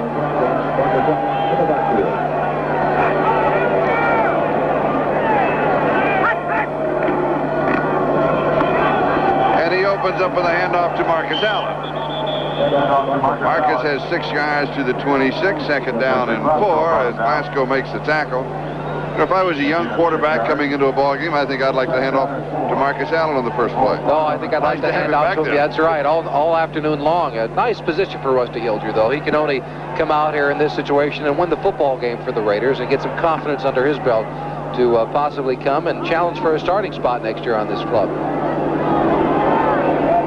Or are they showcasing a talent? That's a possibility, too. Hilger fires as a man open, and he overthrows Marcus Allen. Gene Daniel had the coverage, but he was there, and he couldn't get the ball to him. He 3rd down and 4. Yeah, he had Allen wide open along the sideline, sneaking out of the backfield. They got a nice man-to-man hook up there, and anytime you get Marcus Allen against just about anybody man-to-man, you like that situation. Hilger probably wishes that he could turn the clock back just about a minute and a half so he can throw that one more time. As a wide receiver, as a running back coming out of the backfield, when you're that wide open and they miss you by that far, it's kind of discouraging, isn't it? Well, it is discouraging. You work so hard to get open, but it goes the other way, too. You get open sometimes and you drop the football, so it goes both sides. 3rd down and 4. Hilger to throw, has pressure. Over the middle, it's complete. 31-yard line. It'll be a first down. And the pushing and shoving is starting now downfield. And that is Kenny Daniel and Marcus Allen.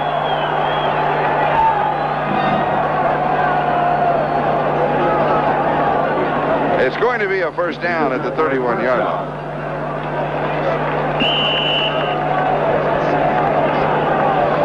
I mentioned the statistics of Rusty Hilger. You know, 4 of 8 coming into the ballgame. His other appearance was at Seattle when the Raiders were blown out in that ballgame.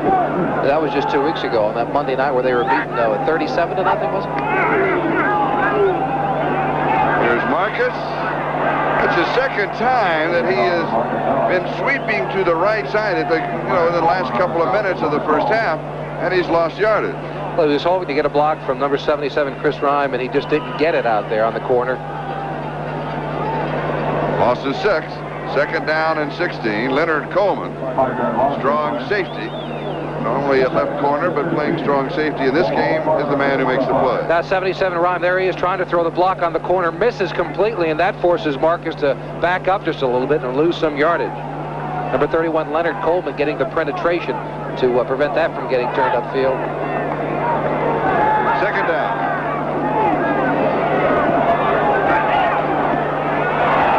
Todd Christensen pulls it away from Leonard Coleman. Todd Christensen may have the best hands in the entire NFL. He just does not drop the football. If you throw it anywhere in his vicinity, he seems to come up with the catch. Yeah, he's not the greatest blocker in the world. Hey, but he's the leading receiver in the NFL. You don't need a great blocker. He's tough after a catch, a former fullback.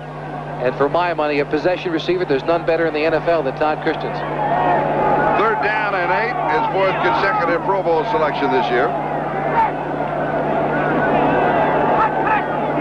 And Hilger to throw with 4 on the pattern as pressure scrambles out. The front flag is down. He's got the first down. He's down at the 46-yard line. The marker dropped at the 48. If it stands, it's good for 13 yards. Eugene Daniel made the tackle. Daniel brought him down. Penalty flag upfield.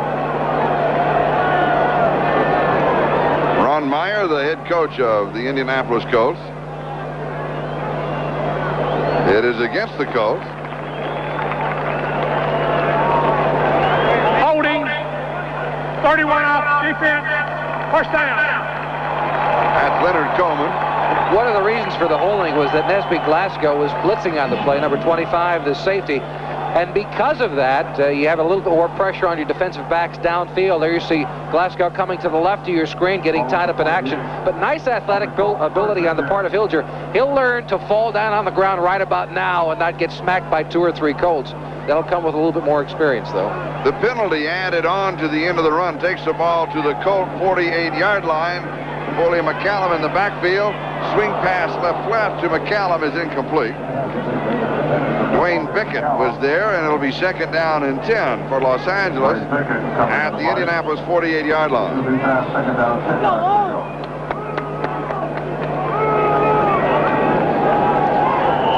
It's Hilger leading McCallum a little bit too far downfield. As a receiver coming out of the backfield, you want to be stationary when you catch that pass. especially when there's man-to-man coverage, and just a little bit too far for McCallum.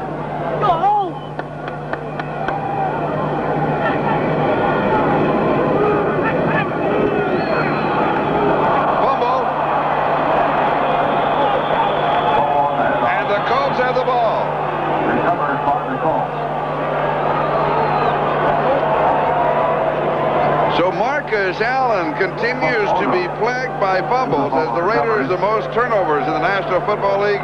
It was Cliff Odom for the Colts. We've got a timeout. I will be back in a moment. Here's the fumble. Now, Hilger does not get the ball into the pocket of Marcus Allen when he puts his arms in that formation. It's called a pocket from a running back. First time I ever played running back is junior high school. The quarterback came over to me and said, "Where was your pocket?" I said, "Gee, there's none on these pants." I had no idea what he was talking about. Oh, I love it. In that particular situation, I don't think Hilger just found the pocket of Marcus Allen. Thus the fumble. Albert Bentley, 7 fumbles this season, 5 rushing touchdowns, and 4 fumbles for Marcus in the last 3 home games. And this, of course, is the Coliseum where he played his collegiate ball for the University of Southern California. So he's used to the field. It's not that. Gain of a yard, 2nd down and 9. Where's the pocket? Where's the pocket? Oh, I love that. They had to teach me how to form a pocket. That's why I became a wide receiver, I guess. 2nd and 9. Bentley to the left side. There he goes again. Corner. He stepped out at the 39-yard line and pulled it.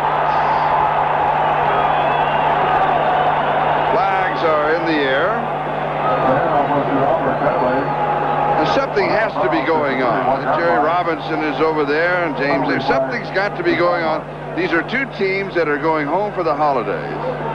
And why would something like this develop? Well, I think there's a lot of frustration, though. We talk a kid about 1 foot of the parking lot, the U-Haul is parked outside, but these are professional athletes who want to win a football game, who want to be known as the best in their profession, want to make to the playoffs, want to go to the Super Bowl. Personal foul, 26, Indianapolis, 45, Raiders, 3rd down. Now, I must tell you something. Now, I disagree with that kind of a call. And I disagree with offsetting penalties in those kind of situations because it's almost a carte blanche to get away with it. Yeah, you do it and I do it, and the thing. It condones it. I mean, it condones it. You swing at me, I'll swing at you, and we'll get it over with. And we both get it over with, and there's no penalty. Let's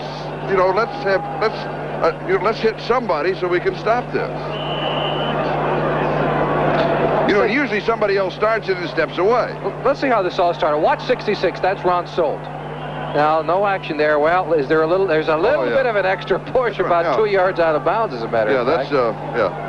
That's very illegal, and that could get the whole thing started. And that should be where the penalty should be assessed against him. Yeah. And they'll stop that. Otherwise, offsetting penalties, that's always bothered me.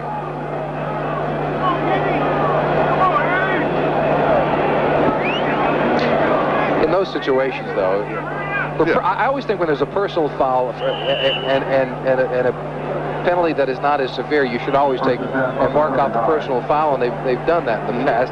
In that situation, though, you're absolutely right. I think somebody needs to be called about it. The offsetting does not do it. Even if you're wrong, call it. Well, no, I don't know about that. I didn't say no. Erase that. Happy holidays. Erase that. Right. Holgaboom over the middle. It is pulled down. Inside the 20-yard line is Pat Beach as he picks up 20 yards to the 19-yard line where Van McElroy makes the tackle, and the Colts are on the move. Earlier today, Cincinnati defeated the Jets. Kansas City made the playoffs by downing Pittsburgh 24-19. Washington defeated Philadelphia by 7. San Diego lost to Cleveland. Cleveland with a home field advantage as long as they stay in the playoffs. Minnesota wins and Atlanta wins. Houston with a victory over Buffalo. Tampa Bay loses, and they win with Vinny Testaverde as the #1 draft choice. And here is Bentley. And Bentley to the 15-yard line. Bob Irsay, who is the owner of the Indianapolis Colts, and a chance to visit with him before the game. What kind of players do you want to find on the Christmas tree? All winners. I think I just looked at the score that Tampa's winning 21-7. But at the same time, you know, we'd like to get Vince. At the same time, I want to thank my quarterbacks here. But we want to get ourselves a little more defense, a little more offense. And one of the best players that we think that we get out of the draft this year is in Alabama. We're looking for him. Of course, that linebacker he referred to at Alabama is Cornelius Bennett, the Lombardi Trophy winner. The reception and the touchdown, Mark Boyer. The Colts in front, 14 yards. And for Boyer from USC in Huntington Beach, California, his first touchdown of the season. He's working against number 56, Jeff Barnes, and you always like that mismatch. Pat Beach is known as a receiving tight end, not much of a blocker, but going against Jeff Barnes, a linebacker, that's a good matchup as far as the offense is concerned. And here he simply outleaps him because Barnes does not see the ball to right at the very end. A nice acrobatic catch on the part of Boyer for the score. And here is the extra point attempt.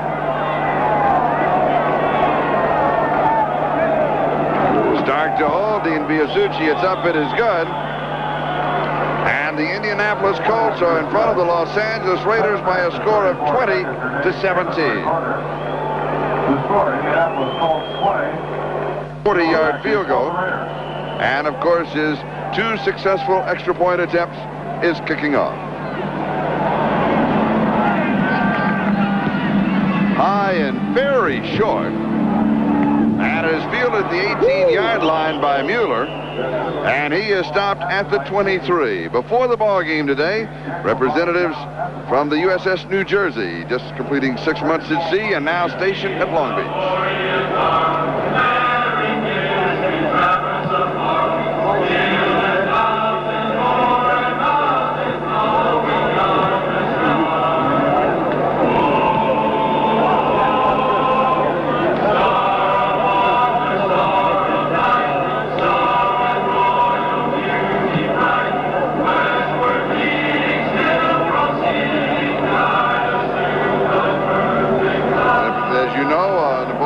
A member of the U.S. Navy, also stationed at Long Beach, and a graduate of the Naval Academy.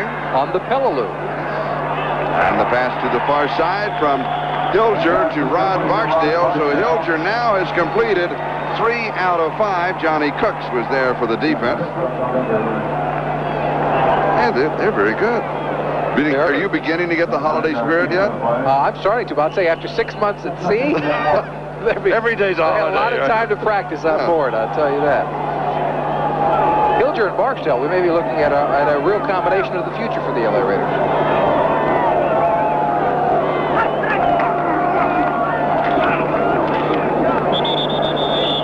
Frank Hawkins gets the call. It was 2nd down and 1 after that pickup of 9. And he's got the first down. Harvey Armstrong makes the tackle. Speaking of Christmas, what's on your wish list for underneath your Christmas tree? Underneath my Christmas tree? An 8 o'clock a.m. wake-up call. That's right. For those of you that aren't early risers, and count me amongst you, Jimmy goes to work at 3:15 a.m. Monday through Friday in New York. Does an outstanding job on Sunrise. That's a tough time to go to work at 3:15. That's why I want that 8 o'clock wake-up call. I like it. Marcus Allen scrambles to the 41-yard line. And the reason that I know he goes to work at that time is because I live on the West Coast, and when it's just past midnight, I call to make sure that he is successfully at work. And to rub it in. That's true. That is true. 6 minutes and 15 seconds and counting. We're in the 3rd quarter. The Colts leading the Raiders by 3, 20 to 17. Los Angeles with the ball at their own 40-yard line. 2nd down and 5. Fumble. Still another fumble. Flags are down. The Colts come up with the ball.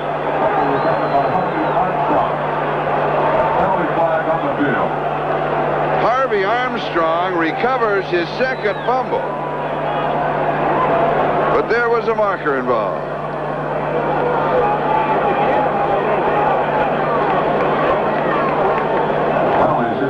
Not a nice way to finish the season for Marcus Allen. Holding on the tight end, Todd Christensen. The Colts have the ball. 3 fumble recoveries for Indianapolis, and Harvey Armstrong has 2 of the 3. It appears that Marcus Allen simply just dropped this football. Hilger, I think, got it on the money for the sweep. Let's find out, see if it wasn't on target. And it was. He just took his eye off it and looked upfield. There was good penetration up top. It just went off his knees, but Leonard Coleman had good penetration. It seems like he took his eye off the ball for a second and hit his knee, and thus the fumble recovery. And the Colts at the Raiders' 32-yard line. Here is Bentley to the left.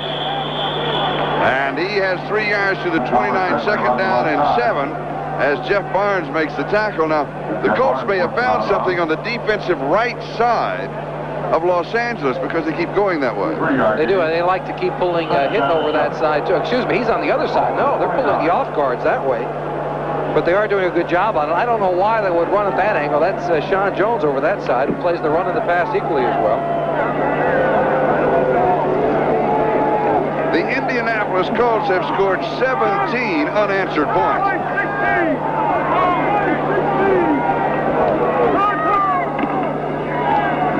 Play action, roll left on the bootleg, Hilger. No, go out of bounds. Yeah, goes out at the line of scrimmage at 29. Third down and 7 is Gary Hogeboom.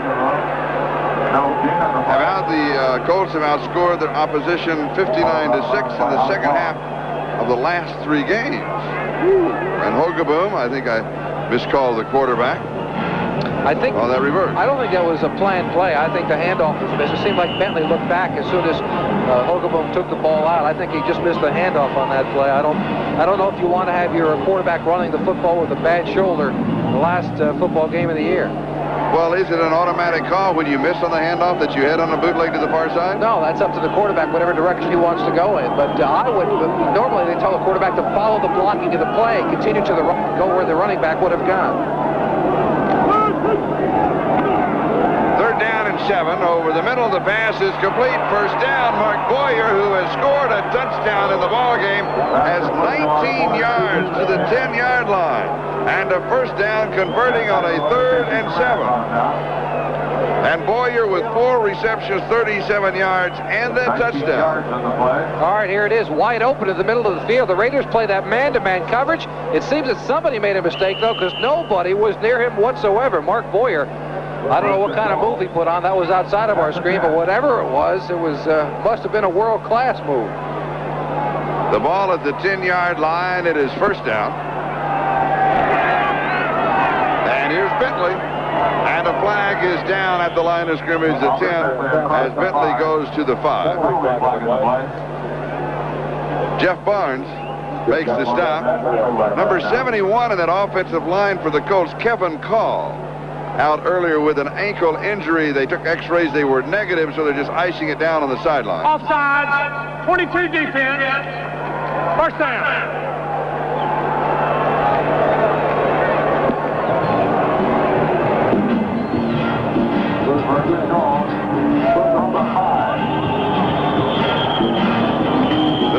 Against the Raiders, 3rd worst in the National Football League in penalty yardage with 906, behind the Oilers and the Jets. Of course, those numbers going into this weekend of action. Albert Bentley of the Colts, number 20, 15 carries, 128 yards, and a touchdown. And he only had 189 yards rushing on the whole season. He may equal that today before this game is over. He just might. The reshuffling of the offensive line of the Colts seems to work with Balderschweiler in there and hit moving over the guard. First down at the 5-yard line. Here is Bentley. Line of scrimmage, and that's just about it. Lyndon King makes the tackle. So it'll be second down at that point. They'll call it the 4-yard line. Let's take a look at the tight end blocking down the line of scrimmage. Number 84, Boyer, coming in motion. He's going to try to seal to the inside. Well, actually, he's pushing the linebacker, that's Lyndon King, outside. Not good enough in that particular case. That's why the play was shut down. Got to get a better block from Boyer. Second down. Goal to go, 4-yard line. Stopping. If they're stopped for a second, it's okay. Hogeboom takes the timeout. Inside the 20-yard line, you've got to show that. Three times. That's the situation. That's why the penalty. Yep. They called it before. They called it timeout before anything happened. But the rule on that is that you've got to show that double shift 3 times before you do it inside the 20-yard line. Maybe they had shown it before. Or maybe Holcomb simply got the timeout in before the official called the penalty. But that wasn't a double shift. That was a mistake. That was a mistake. Oh, yeah, but it turned into a double shift. And covered up very well, so Holcomb calling the timeout before the flag got in the air. And the clock is stopped with 3 minutes and 40 seconds. That is the time remaining in the third quarter. Of course, in that double shift, someone has to set for a full second before the ball is snapped. You can't have 2 people go to motion at the same time unless you do double shift and then set back for 1 second before the ball is snapped. George Allen dropped by the booth at halftime for a moment. I asked him, of course, he's involved with the President's Council on Physical Fitness. And I asked him how it was going, and he said, well, the president's been so busy recently, he won't accept my calls. He's got more important things on his mind. Tonight, come home for the holidays. Oh, I love this one. Come home to NBC, starting with the NBC Sunday night movie. One of my favorites. Annie. Starring Carol Burnett, Bernadette Peters, Albert Finney.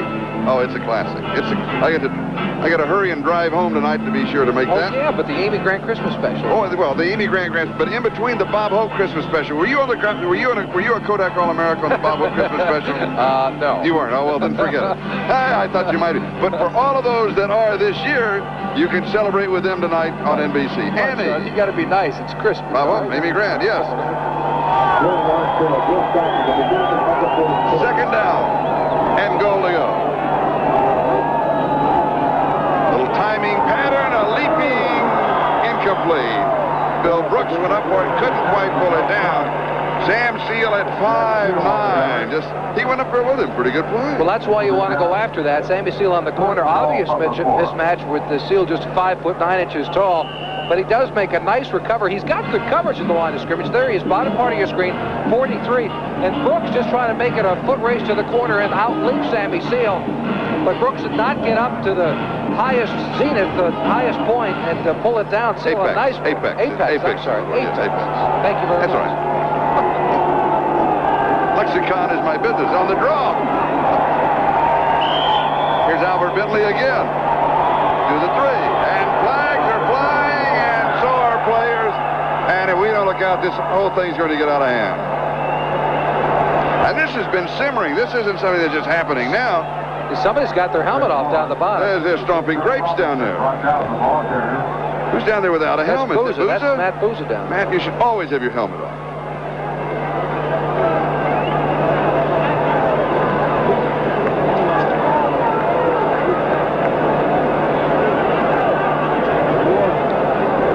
And now the officials will...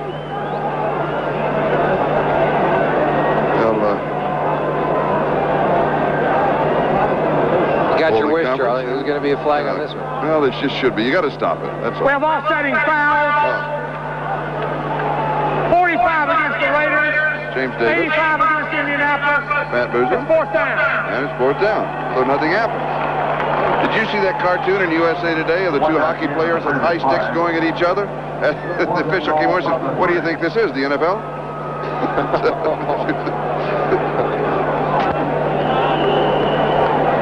All right, 3-yard line.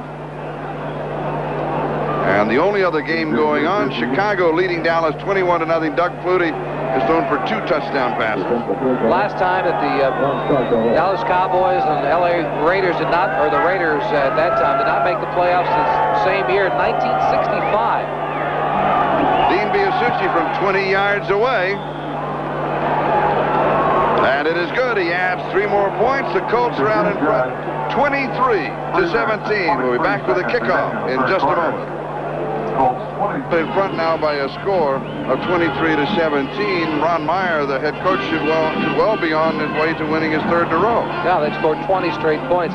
You'll probably see a lot of changes on both clubs next year. Obviously, with the Colts under a new head coach in Ron Meyer, a lot of changes will be taking place. I'm certain of that. And as well for the Raiders, that sign, the thing that impressed me most yesterday, the first time I'd ever gone to the Raider practice facility was yesterday, the big sign out front, a commitment to excellence. Right. Well, that simply has not been the case this year for them. And Al Davis and Tom Flores, hey, they're winners, and you can bet there'll be a lot of changes on this staff next year.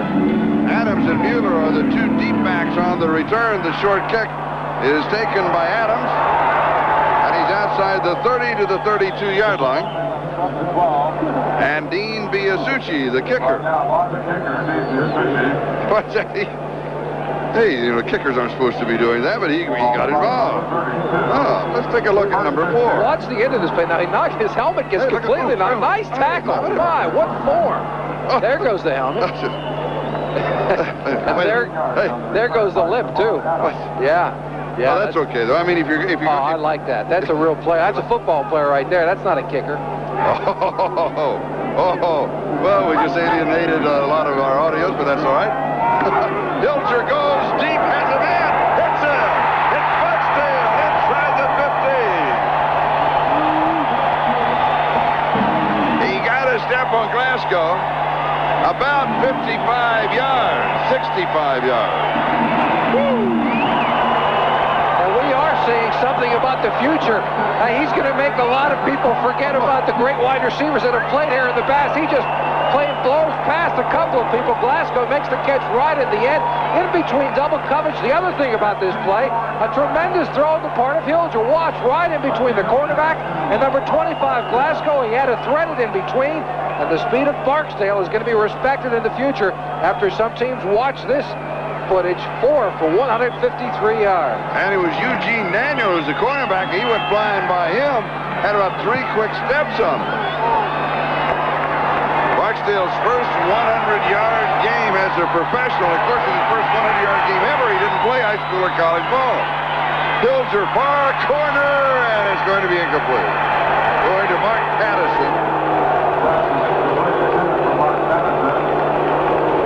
John Holt with the coverage. It's going to be 2nd down and 10. And you have to like the way Hilger stays in the pocket, too. He took a shot when he got rid of that last football. And here he stands and strong. Gets kicked right on the end. That's a leg whip. That's a leg. Nothing important. Harvey Armstrong, number 79, accidentally rolls over Hilger's leg there, kicks him. It's a leg whip. No, that's not a leg whip. That's not a leg whip? No. That was an accidental roll into the shin of the quarterback. 2nd and 10. The crowd back in the ballgame. Colts lead by 6. Hilger drops this one off to Christensen. Dives for it. Does he get it? Yes, touchdown. His 2nd of the ballgame. And for Rusty Hilger, that is his first touchdown pass of the year. 14 yards. And they're picking on Leonard Coleman. And the Raiders needed that. They've played very sloppy football the last quarter and a half. And now with the young quarterback in, the fans here, they're acting like as if this is for the playoff spot, but it isn't. Hilger, the young quarterback, they've been yelling for him for a lot of this season after unproductive throwing on the part of Wilson and Plunkett's difficulty in sitting in the pocket. And Hilger getting a lot of confidence with that kind of a play today, both to Barksdale and then to Christensen for the touchdown. Jamie Kimmel to snap. Mark Wilson to hold. Chris Barr to break the tie. It was not picture perfect, but it does count. And the Raiders are back in front by a score of 24 to 23 with 1 minute and 57 seconds left in the 3rd quarter. All right, here's Hilger one more time with the play action fake. Yeah, he's staring right at where he wants to go, and that was to Christensen, but you can tell there's a touchdown coming. There you go. There it is. Yeah, he wanted to call it before he got the actual signal, but and then here's the political end of this touchdown pass. The quarterback and the receiver always saying, hey, good job. Yeah, you did it right. Okay, touchdown. We did it. Speaking of the political end of that play, as a receiver, you always kind of schmoozed with the quarterback. Oh, yeah, that's the only gift I bought before Christmas Eve. I wanted to make sure the quarterback got it early. Yeah, he's your paycheck. 68-yard drive in 3 plays, you know. Do you like the locker next to the quarterback? Always tried. Always. Yeah. Being part of his family. Well, group, one thing about equipment, man, they can be bought as far as the lockers are concerned. Oh, really? Oh, yeah. He goes, hey, I need the locker next to Strock or Marino, and depends. It goes to the highest bidder on it. Oh, you're kidding me. No, just a little something inside. We didn't know this. Just kidding. No, I believe it. The kickoff taken by Kenny Daniel. Daniel to the 15, and he's down around the 18 or the 19-yard line.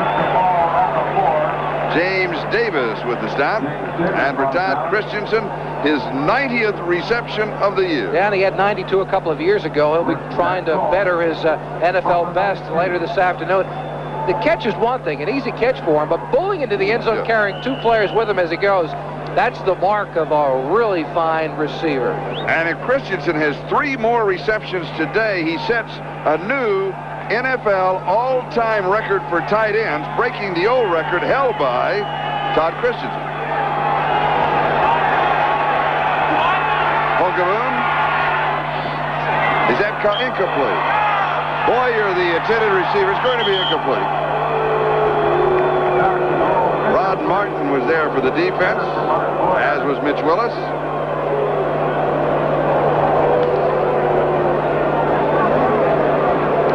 Last 4 possessions for the Colts. Started at their 42, at their 21, 47. Los Angeles 32, field goal, touchdown, field goal. And Holgaboom, 16 of 26, 186 yards. 1 touchdown, he's been intercepted twice. Coach has been able to move the ball. Another classic understatement at this stage of the game. Here's a sack. He's in the grass. That is the 2nd sack for the Raiders. Greg Townsend got that one, so he now has 11 and a half. Is this a schizophrenic football game or what? I mean, they're fighting on the sideline, now they're patting each other on the rump. It's like, hey, that was wonderful. This is the true meaning of in the grass. There's no question about this. Bottom of your screen, there he comes. Greg Townsend from the bottom. Now, this is definitely in the grass. No question about this. This is like Saturday Night Wrestling there. Back at the 12-yard line, so it's 3rd down and 17. Now, if the Raiders hold here, then the Colts will be forced to punt, and of course Los Angeles get pretty good field position. There's another one. Now, fumble recovered. Was he in the grass? He may have been in the grass before the fumble. He may have been in the grass before the fumble. If so, the Colts retain possession. And that's going to be the call, Charlie.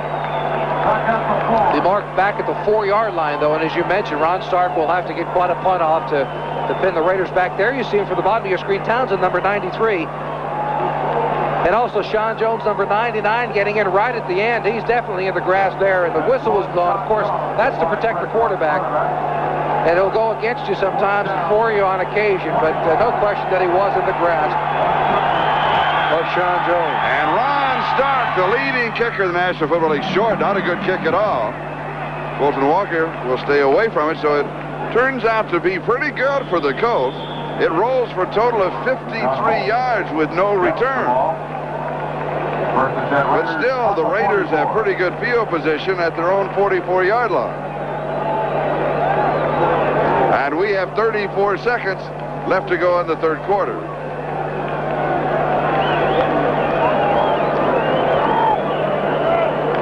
Gary Holgaboom on the sideline for Indianapolis. The AFC wild card game will be next Sunday. And Kansas City will get home field advantage against the Jets or Cincinnati in the wild card, not against New England. To update that story, Napoleon McCallum. Just a couple of yards to the 46. It's going to be 2nd down and 8.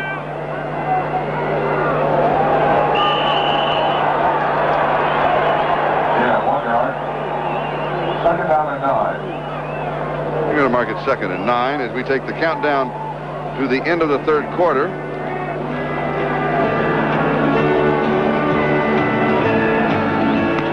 And that is it. The Los Angeles Raiders 24, the Colts 23 after 3. And we'll be back after these messages from your local station. This is Charlie Jones and Jimmy Cephalo. The Raiders with the ball at their own 45-yard line. And it's going to be 2nd down and 9.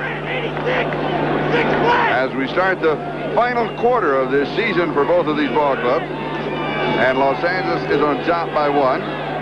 Hilger, left flat. Frank Hawkins, and Hawkins out to the 50. Gain of 5. It's going to be 3rd down and 4 as Dwayne Pickett makes the tackle. We talked about the wild card game on NBC next Sunday. Well, here's the situation there. As far as the playoffs, Cleveland, the Jets, Denver, Kansas City, they're all in the playoffs. Now, Monday night, New England plays at Miami. If New England wins, then they are in, and Cincinnati is out. If New England loses, Cincinnati is in, and New England is out. So what that means, if this is correct, that if New England wins and they win the division, the wild card will be the Jets of Kansas City. At Kansas City. At Kansas City. If New England loses, then Cincinnati will be the wild card. New England is out, and Cincinnati will be at Kansas City. Correct. Thank you.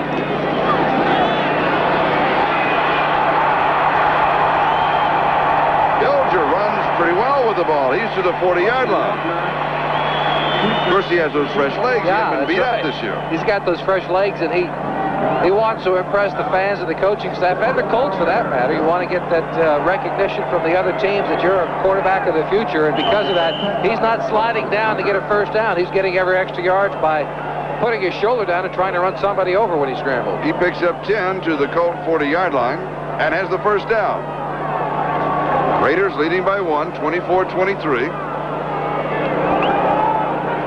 Los Angeles was on top by one time at 17-3, and then the Colts came back to move out in front 23-17, and then the Hilger to Todd Christensen pass from 14 yards out, capping that 68-yard drive in 3 plays. Napoleon McCallum to the 35. 2nd down and 5. That's Jim Plunkett and Charlie Hanna standing on the sideline. Plunkett done for the day, and who knows? Talking to some of the Raiders yesterday, they said, no, he's going to be back. He'll be back here next year. But you never know at 39 whether or not Jim Plunkett may decide that this may be his last football game. Rod Barksdale with 4 receptions, 152 yards.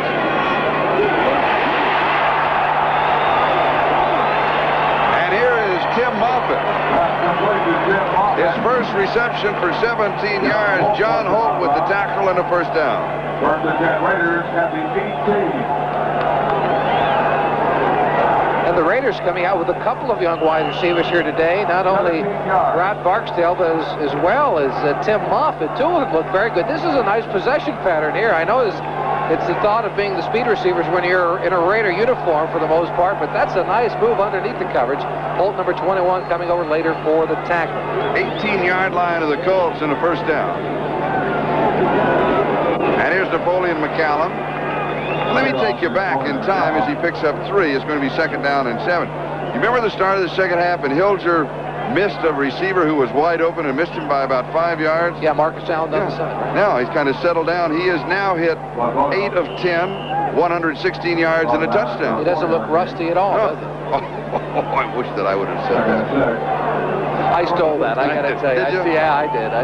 That's Glenn Adamo, our producer, whispering in our ear. I like the line, though. Oh, so he's giving you the lines, yes. Oh, yes, yes.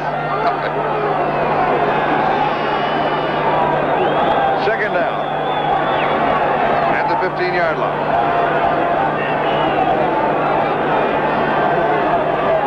Blitz, and he's throwing it away. Moffitt would have been the closest receiver, but the blitz was coming, and Hilger, he ran out of time. But I think that was a mistake by either receivers or by Hilger, because 2 receivers came on the same angle. Usually, when you have somebody coming underneath there on the goal line, a man-to-man coverage, you do have another receiver going back to the corner of the end zone. That's where Hilger threw the football. Instead, Moffitt goes down to the middle, to the post pattern. He knew where he was throwing the football. That's a mistake by probably Moffitt there, number 83. Although he threw it far enough that you might not be wondering whether or not he just wanted to get rid of it. 3rd down at the 15-yard line.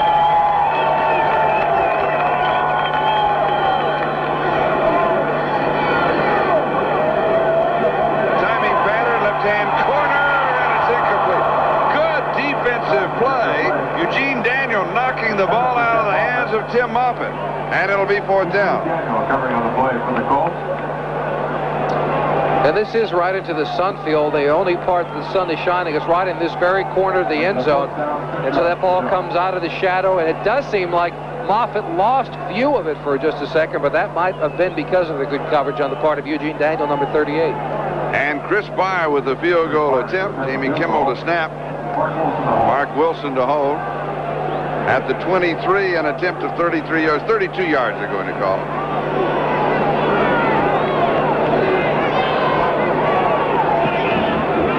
Ooh, that is close. It is sliding to the right, and it is no good. So Chris Barr misses from 32 yards away. The score remains the Raiders 24, the Colts 23. But a lot of time remaining, 11:40 left to go in the game. We'll be back. Top right-hand corner of your screen. Dean Biasucci, number 4. See him up there up top? He's yelling, I bet you it's not encouragement, to Chris Barr, who didn't get the hook on that and missed the short field goal attempt. Interestingly enough, Chris Barr came into today's action 20 of 26, the same as his brother Matt, the same exact statistics with Cleveland. Matt, of course, on injured reserve. You see it hooking to the going to the right. He did not get it to hook back in. Matt, of course, on injured reserve with the Browns, but same, 20 out of 26. The Colts with the ball at their own 20-yard line. Hogaboom as the man had the first down at the 42-yard line, a gain of 22. Albert Bentley pulls it in.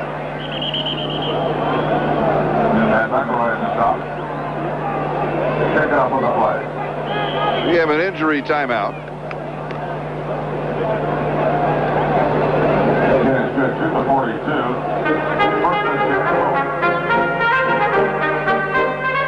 Today's game is brought to you by Chrysler Plymouth. We're working together to be the best. By Budweiser, Beechwood aged for that clean, crisp taste. This Bud's for you. And by Minolta, creator of the incredible Maxim Autofocus SLR system, only from the mind of Minolta.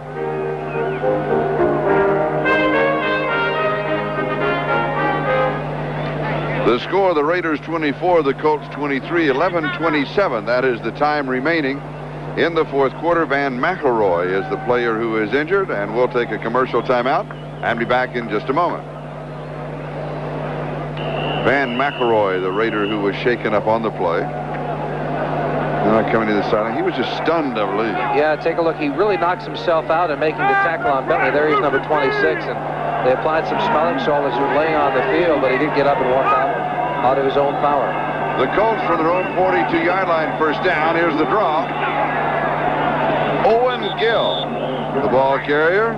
Jeff Barnes makes the tackle. Owen Gill, the top draft choice of the Seattle Seahawks a year ago, and then picked up by the Colts on waivers. He was taken in the second round. That is his first carry. He's a pretty good ball carrier. 4.3-yard average, 224 yards this season. Has 3 to the 45. Second down and 7.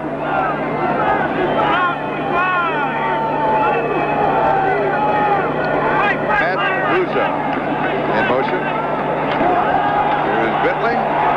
Cannot spin out of the grasp of Sean Jones. The report on McElroy is he was stunned, which we kind of figured, has a pinched nerve, and we doubt if he'll return. That is the preliminary report.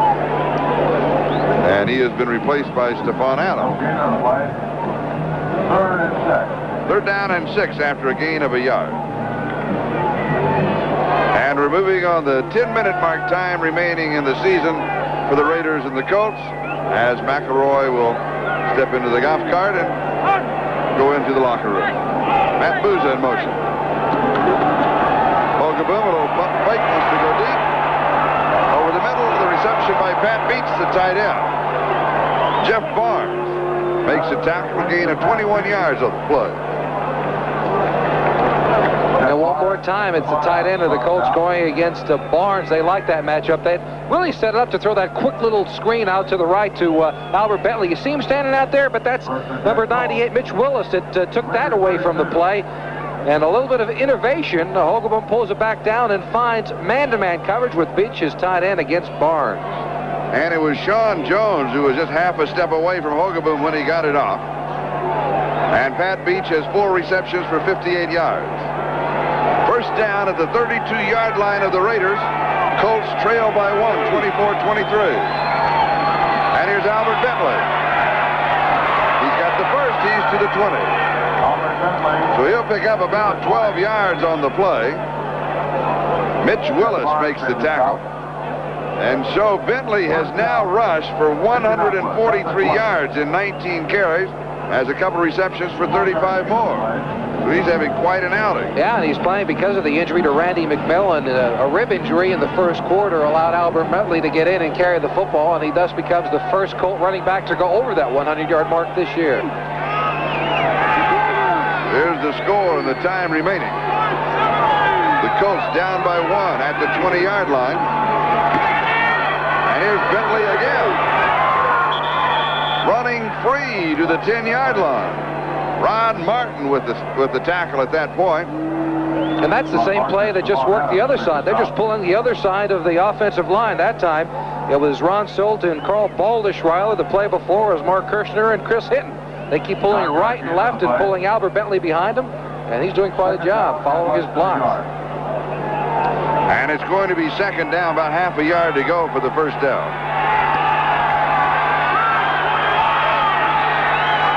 Changing the play at the line of scrimmage. It's caught by Bill Brooks. 11 yards, touchdown. And they're picking up Sam Seal again. That is the 8th touchdown for Bill Brooks. And credit that to Gary Holgeboom. He walked up to the line of scrimmage, looked out, saw the man-to-man coverage on the outside, liked the mismatch between Bill Brooks and Sammy Seal, changed the play at the line of scrimmage, and got the matchup in the corner of the end zone he wanted for the touchdown. And Brooks, 6 receptions, 85 yards, and the score.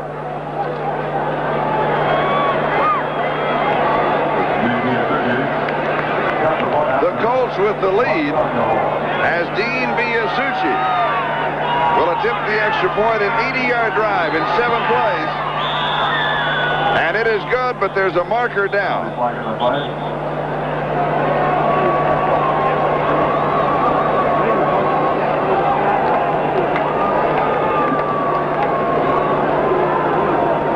Offside, defense, point is good. Award the penalty on the kickoff. All right, there's the touchdown again after Holgeboom makes the change. He gets it up in the corner of the end zone so that he gets the mismatch with Brooks. Either it's a touchdown or Brooks has the ability to knock it away, and they get the score. Colts lead at 30-24. Ladies and gentlemen. Now Holgeboom, you see him change the play, yells to his left, then back over to his right. Now he's hoping everybody got the call. The offensive line, yeah, they got it. And did Brooks get it in the corner of the end zone? He sure does. Watch the athletic ability over Sammy Seal. It's like climbing a skyscraper for Seal. Not good enough. Touchdown, Colts. And watch the reaction of the Colts. You think they're not excited about possibly winning their 3rd game in a row? Hey, this is the first time all year they've hit 30 points. So after losing the first 13, the Colts could win the last 3 as Dean Biasucci kicks off, and he sails it. They're pumped up. Colts have the lead 30-24 with just under 7.5 minutes left to go in the game. The Colts have scored more than 70 points 3 times this season, twice for wins. The crowd here today, well, you could tell it was sparse. Everybody knew that the Raiders were out of it, the Colts were out of it. 55,147 tickets were issued, just over 41,000 in attendance here at the Coliseum. So the no-shows, 13,798. So now let's see what the Raiders can do from their own 20-yard line. Rusty Hilger's looked pretty good at quarterback in the second half.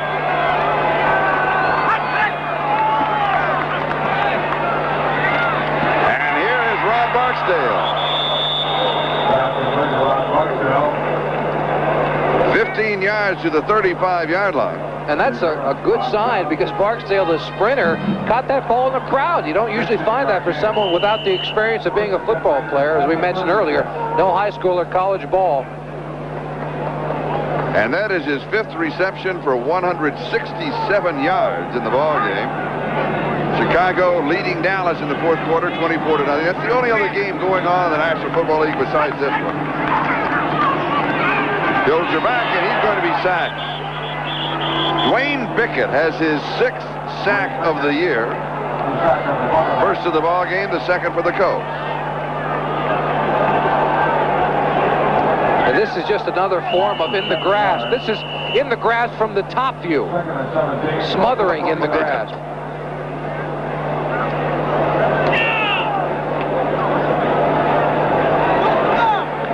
Update on the ticker, Dallas with a field goal, so it's 24-3.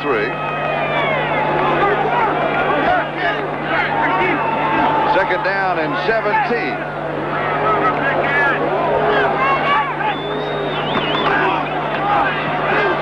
Filters in the grass again. So back-to-back sacks. Willie Broughton got that one, and that is his first sack of the year.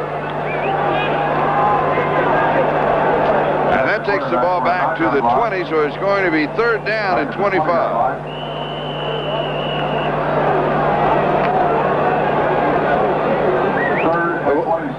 Willie Broughton injured on that play, coming out, seemed to have banged up his shoulder just a little bit.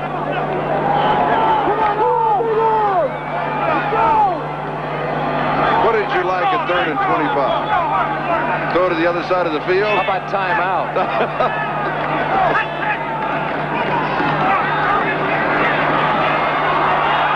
Has it on the one hop, has a block, and he goes out, pushed down to the 28-yard line. Cliff Odom was the man who pushed him out. All right, he's going to come right at you this time. He's been scrambling around back there. Easy for the Colts, they're just in a deep zone. He'd make a good shortstop. Look at that. Louis Asparicia didn't have anything on him. Nice block from Marcus Allen to the inside, but he needed so many yards that he's still a fourth and about 17 yards to go for a first down. So Ray Guy will be kicking. Ray Guy confirmation. Bill Brooks is set for the return. Oh, good kick. Taken at the 22-yard line, after the 25, and then out of bounds. 51 yards on the kick by Ray Guy with a 7-yard return, and Lyndon King was down very quickly on the coverage team. So the Colts have the ball, they have the lead.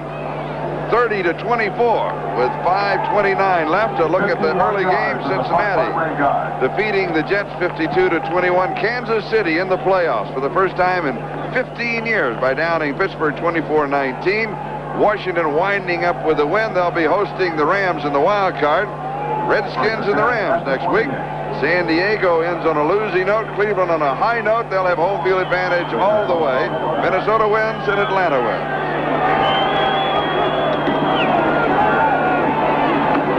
Here comes Albert Bentley one more time. He is really having a spectacular outing. Now he really is. He's a strong, tough running back. Say he doesn't have the greatest speed in the world, but he's got a lot of quickness to himself. He's strong, he's powerful, a good receiver, and he's got that tough, slashing type of a running ability. Houston defeating Buffalo 16-7. Tampa Bay lost, but they win with the #1 draft choice, and that means that Vinny Testaverde will be with the Buccaneers. And in the other game that is playing underway along with ours at Chicago 24, Dallas 3. And here in Los Angeles, the Indianapolis Colts in front of the Raiders by 6, 30-24.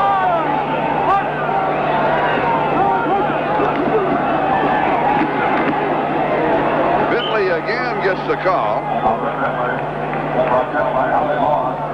Howie Long makes the tackle. This will be close to the first down. Let's see where they spot it. Albert Bentley, 22 rushes, 162 yards. Which means he's only 27 yards away from matching his total yardage of the rest of the season. Third down, about half a yard to go.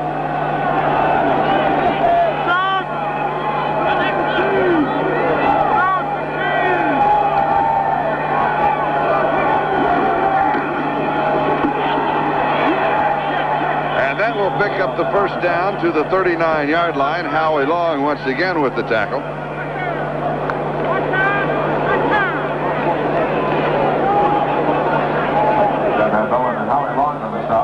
Jim Plunkett. He could be valuable to this organization in future years as a strong backup quarterback if he decides that he wants to play a little bit longer. give you a couple of examples. Dan Marino and Don Strock in Miami, that kind of a situation. The veterans showing the younger quarterback what to do.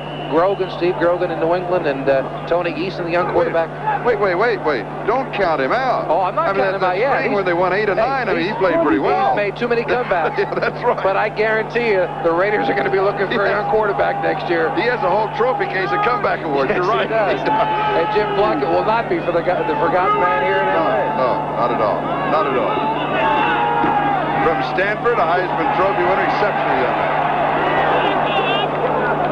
Albert Bentley, from the 42, picks up about 3. It's going to be 3rd down and 7. And a program note to those viewers who have just tuned in to watch Sunday Night at the Movies. Well, stay tuned. Sunday Night at the Movies, featuring one of my favorites, Annie, will be seen in its entirety immediately following football, except for those of you watching in the Mountain and Pacific time zones, where, of course, this whole evening's lineup of Annie, the Bob Hope Christmas special, and the Amy Grant Christmas special, that's yours. Yeah, and as you so politely pointed out before, the Bob Hope Christmas special with the AP All-Americans, of which I was not a member, the Kodak All-Americans. That's right. But you were close. No, it wasn't. No, you weren't close.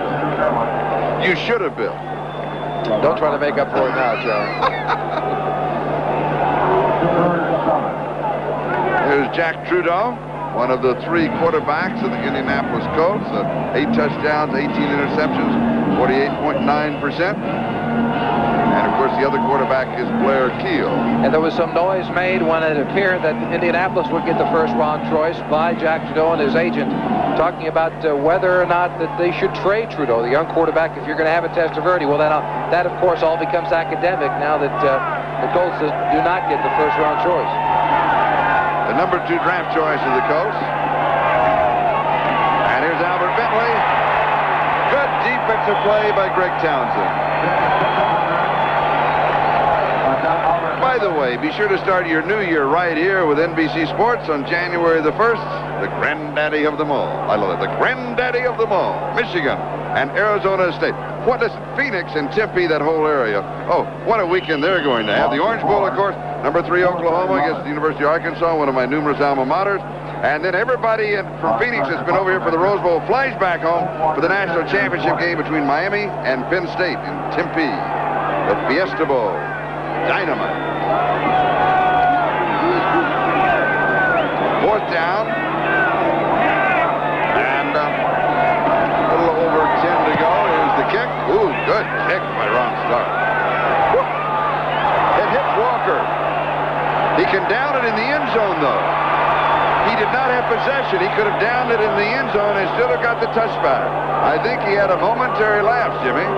Well, he wanted to allow the ball to go back into the end zone. That was the right choice, but it gets a bad bounce as far as Stump is concerned, Fulton Walker, and it hits him. The book is, once you're going to let it go, just get as far away from it as humanly possible. There's nothing you can do about it, but he does make the mistake then of trying to get it back out of the end zone. He's lucky he didn't get caught for the safety. The reason he could have downed it in the end zone is he didn't have possession, and the impetus was not put on it by him. It was the impetus is from the kick, and the body just deflected. It was not a fumble, it was a muffed punt. That's right. 61 yards on the kick for Ron Stark and a 3-yard return, and Los Angeles is at their own 4-yard line. 2:19 left to go. Bilger throws. Incomplete at the 35-yard line to Barksdale. And it'll be 2nd down and 10 back at the 4. Now, you tell me if Barksdale does not look like Marcus Allen running down the field. He's got that same fluid motion. He looks just like, look at the middle of your screen. He's got that great speed. Now, the hit comes from the backside from Daniel, and it's a good hit, right? It seemed like right at the same time that the ball did get there, and he's trying to get some help from the official. May have gotten there a bit early. That's some good eyes you've got. I got a big monitor. I'm looking at the same thing everybody at home is looking at. Bilger's completed 9 of 14, 135 yards and a touchdown. And he gets it up, and it's incomplete. And are they going to rule in the grass? If they do, it's a safety. Harvey Armstrong was there. Oh, that was close. Yeah, I think he got away with one hair. Remember, in the grass, it's a safety if they've got a hold of him. Do they or do they not? It appears that Harvey Armstrong, that's, to me, that looks like in the grass. Harvey Armstrong had more than one handful. You know, it's just being consistent on that throughout the ballgame. If you would have called that at the 30-yard line, then you have to call it there. I think that's the key. They say grasp and control. Todd Christensen, of course, first down. When you're in trouble, you go to the main man. 2 touchdowns in the ballgame. Picks up 16 and a first down here. Todd Christensen, 5 receptions, 47 yards, leading receiver of the National Football League. 2-minute warning. We'll be back in a moment to see if the Raiders can pull it out. On behalf of all of us at NBC Sports, I want to take this opportunity to wish everybody the happiest of all holiday seasons. I think it goes for both of us. I'm never sure about Wayne. Of course it goes for both of us, Charlie. Tell me about this football game now. The Raiders pull this thing out with Rusty Hilger. I think in the last 2 minutes, the Raiders are going to drive down. They're going to score the touchdown. They're going to miss the extra point. We're going to overtime. Well, at least they would have a nicer Christmas, wouldn't it, down there if Rusty Hilger, the Raiders would, if he could bring it back and bring this thing to a tied game and allow Barr to come in and try to win it with an extra point. The nice thing about working with you throughout this season, it's been a laugh a minute. Well, I'm glad you've enjoyed it, Charlie. Boy, it's working here with the Grinch himself, you know. Hilger's bad drops by Marcus Allen. This has not been his day. I want to tell you something about Marcus Allen. We talked about the Fiesta Bowl. We're going to be there for the National Championship. When USC played in the Fiesta Bowl, the last time they played the Fiesta Bowl, they played against Penn State. Marcus fumbled on the first play from scrimmage. The next play, Kurt Warner went in from 17 yards out, scored the touchdown. Penn State destroyed USC. Marcus had a terrible game. Terrible game. That was the year he won the Heisman Trophy. When the game was over, Marcus stayed out on the field of the Fiesta Bowl, did every interview, talked to every radio station, every television, the mark of a real gentleman and a true superstar. I really like this man. Yeah, he is. He's one of those rare players that come into the league not very often. The pass is incomplete at the 31-yard line to Todd Christensen. He called for the flag, and he got it on pass interference.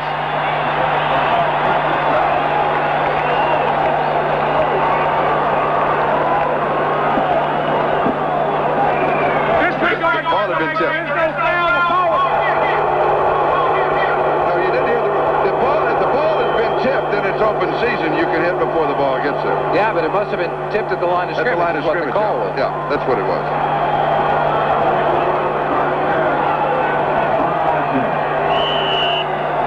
Going to be 3rd down and 10 at the 19-yard line. Let's take a look at the tip and see if we can pick it up the line of scrimmage. There's Pickett down the bottom. Wow, it's tough to tell from that angle, but it did change the flight of the football, so it was tipped at the line of scrimmage. 3rd down and 10.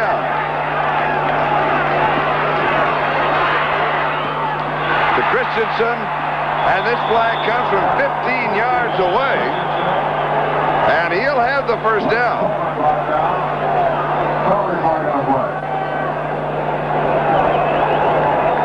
And let's see what the marker's about.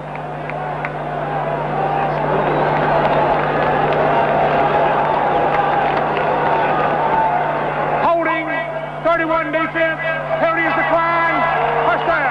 That is the 6th reception for Christensen in the ball game, which means he has now tied his record, the alternate with 92 receptions, which is the all-time record for tight ends in the National Football League.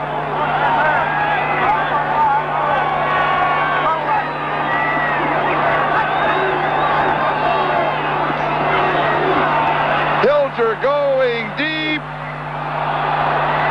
Oh, I thought there was offensive pass interference. Did you? Yeah, I sure did. Although both were going for the football, that does not allow you to run over a defensive back. It's anybody's ball once it's in the middle of the air. And sure enough, it appears that Tim Moffitt, right at the end, he and Holt get tangled up. No, maybe not, Charlie. He was looking like he was going inside after the football, and their legs got tangled up. That's incidental contact from my angle, at least.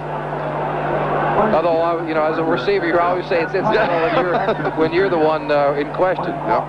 Both getting a start today. They reshuffled that defensive secondary, the Colts, with Coleman going to his safety spot, along with Glasgow. Dwight Hicks sitting down today. 2nd and 10.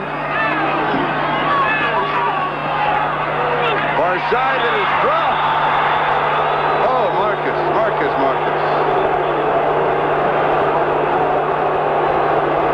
It'll be a long winter for him, the way that he's finished up the last 3 or 4 ball games. You know it? Yeah, 2 fumbles last week, a couple today, and a couple of drop passes. He's always been a winner, coming from USC with the Heisman Trophy, as you mentioned, and the most valuable player here in the NFL, and one of the best running backs to play this game. It will be a long winter because he does have that commitment to excellence that the Raiders talked about. Fortunately today, with 4 drop passes. And he's been hurting. He's been hurting physically since early in the season. Todd Christensen right at the first down marker, and that was 3rd down. That is his 7th reception, and there is history being made. That is a new record for tight ends in the National Football League. 93 receptions. Oh, he is so good. First down at the 42-yard line. Raiders take a timeout with 1 minute and 5 seconds left. Can they pull it out? They trail by 6. Stay with us for the finish. We'll be back in just a moment. This is Charlie Jones, Jimmy Cefalo. 1 minute and 5 seconds. That is it for the season. Hilger under pressure, throws, and Todd Christensen could not hold on to this one.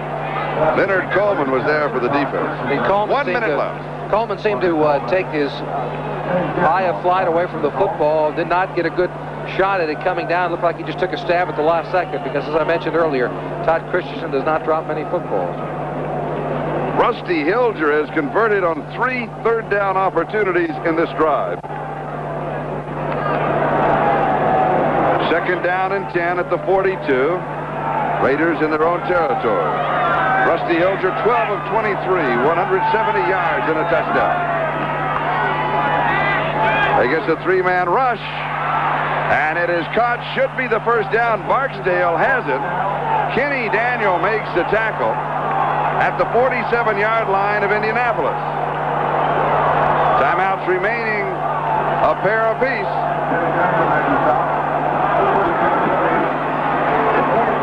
Hilger taking too much time at the line of scrimmage. The clock winding down. Incomplete, overthrowing Todd Christensen. And he wasted another 5 seconds. I mean, I like the idea of him having ice water going through his, cool veins and calm at the line of scrimmage, but it's running down. Get up there, get the play called, and throw it. Or just get a snap off and throw it out of bounds to stop the clock and save yourself another 5 or 7 seconds. All right.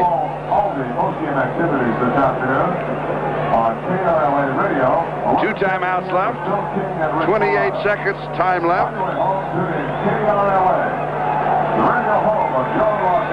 Rod Barksdale has made the big plays for the Raiders today. 6 receptions, 179 yards. Incomplete. McCallum, the intended receiver. Glasgow had the coverage. And it's going to be 3rd down and 10 at the 47-yard line with 23 seconds left. Of course, you're playing 4 downs here. Right. Well, with 2 timeouts left, though, now he can go to that shorter passing game. He does need 10 yards for the first down. That has to be his immediate concern. He'll worry about the rest of it later, but he's got to get the first down. He's got 2 downs to do it, and he's got 2 timeouts left. Here you go to Todd Christensen for the first down. There he is, and he's got it, and he leans, and he should pick it up. And you call the timeout. Yep. Coleman and Balaj on the tackle at the 37-yard line. And this is double coverage. What they do is called a pinch. They've got 1 defensive back on his left, 1 on his right. And what does he do? He finds a soft spot in between them and still makes the catch. Oh, he's something else, isn't he? Yeah, it's called a pinch. And what you do is you play man-to-man over the field, and you say, let's pinch Christensen, because he's their best receiver in a possession situation, as you mentioned, but he still beat it. Christensen with 8 receptions, as you saw. Ronmeyer head coach of the Indianapolis Colts. Currently, they are 2-0 under him. Could be 3-0 as they lead by 6, 30-24. 16 seconds away from ending on a true high note for Indianapolis. Who would have thought they could have finished up the season this way? And you've got to respect them. Coming in, they're 0-13. Obviously, can get the first pick in the draft if they wanted. But Ron Meyer comes in, replaces Ron Dahlhauer, and makes the decision to activate Gary Hogenboom when he could have got with Jack Trudeau, who was the lowest-rated starting quarterback in the NFL at the time. But they wanted to win. They wanted to develop that kind of a feeling that winning is what they need in Indianapolis, and that all started with Ron Meyer and him coming in. This drive started back at the 4-yard line. This is the 15th play. There have been 4 third downs that have been converted. 16 seconds. Time remaining in the game.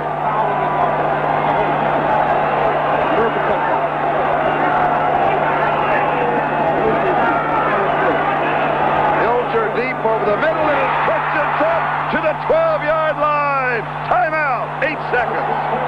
25 seconds. We've got 25 yards. I'm sorry. 25 yards. Flag. Oh, they're back at the 47.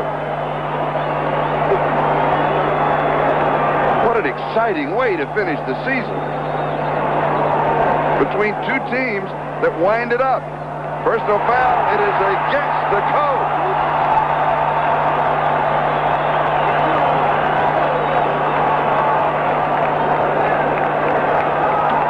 To the end of the play. All right, they flood this side of the zone. They've got 3 players on the side. What they do is send the 2 receivers down and then cut Christensen across. Disqualification, number 50, Indianapolis. Touchdown. It was on Dwayne Bickett of the Colts. And there you see Christensen calling for the timeout as soon as he was down. That's the veteran. That's what you do, and that's why they've got 8 seconds left on the clock.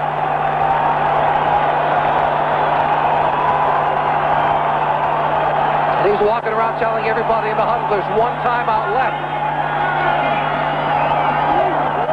When you've got a young quarterback. Third and final timeout. That was their last timeout. That was their last timeout. All right. Christensen was in the huddle telling everybody 1 timeout left. He was trying to. Then he realized that was the last one gone. I think the official overheard him and said, wait a minute, that's wrong. Don't miss it for him. Might have been it. He was trying to take control of the huddle, though, with a young quarterback. That's what a veteran has to do. A final score, Chicago 24 and Dallas 10. That is now final.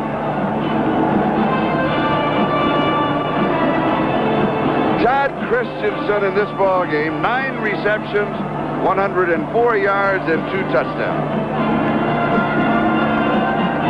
Woo. No timeouts, 8 seconds.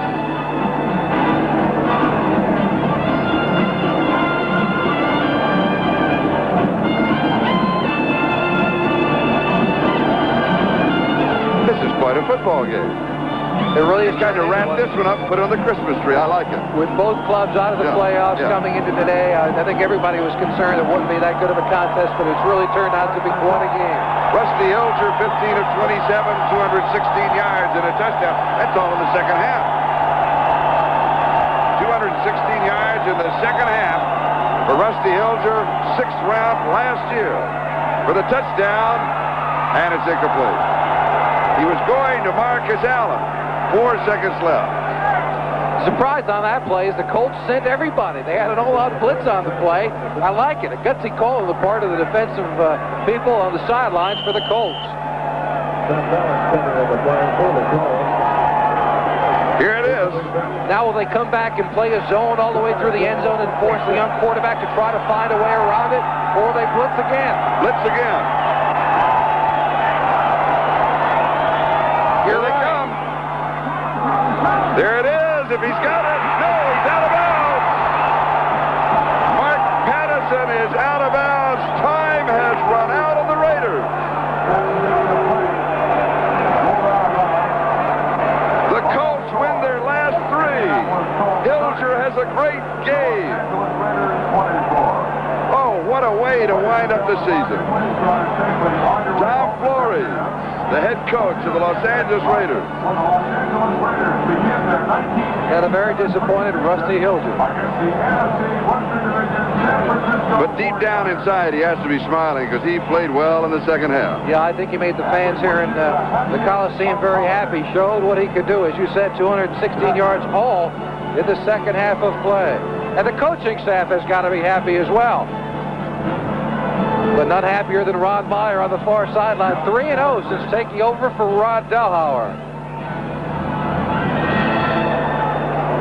And Tom Floyd's, the Raiders finish up at 8-8 at 500. And their second non-winning season in the last 22 years. And they finished 3-5 at home.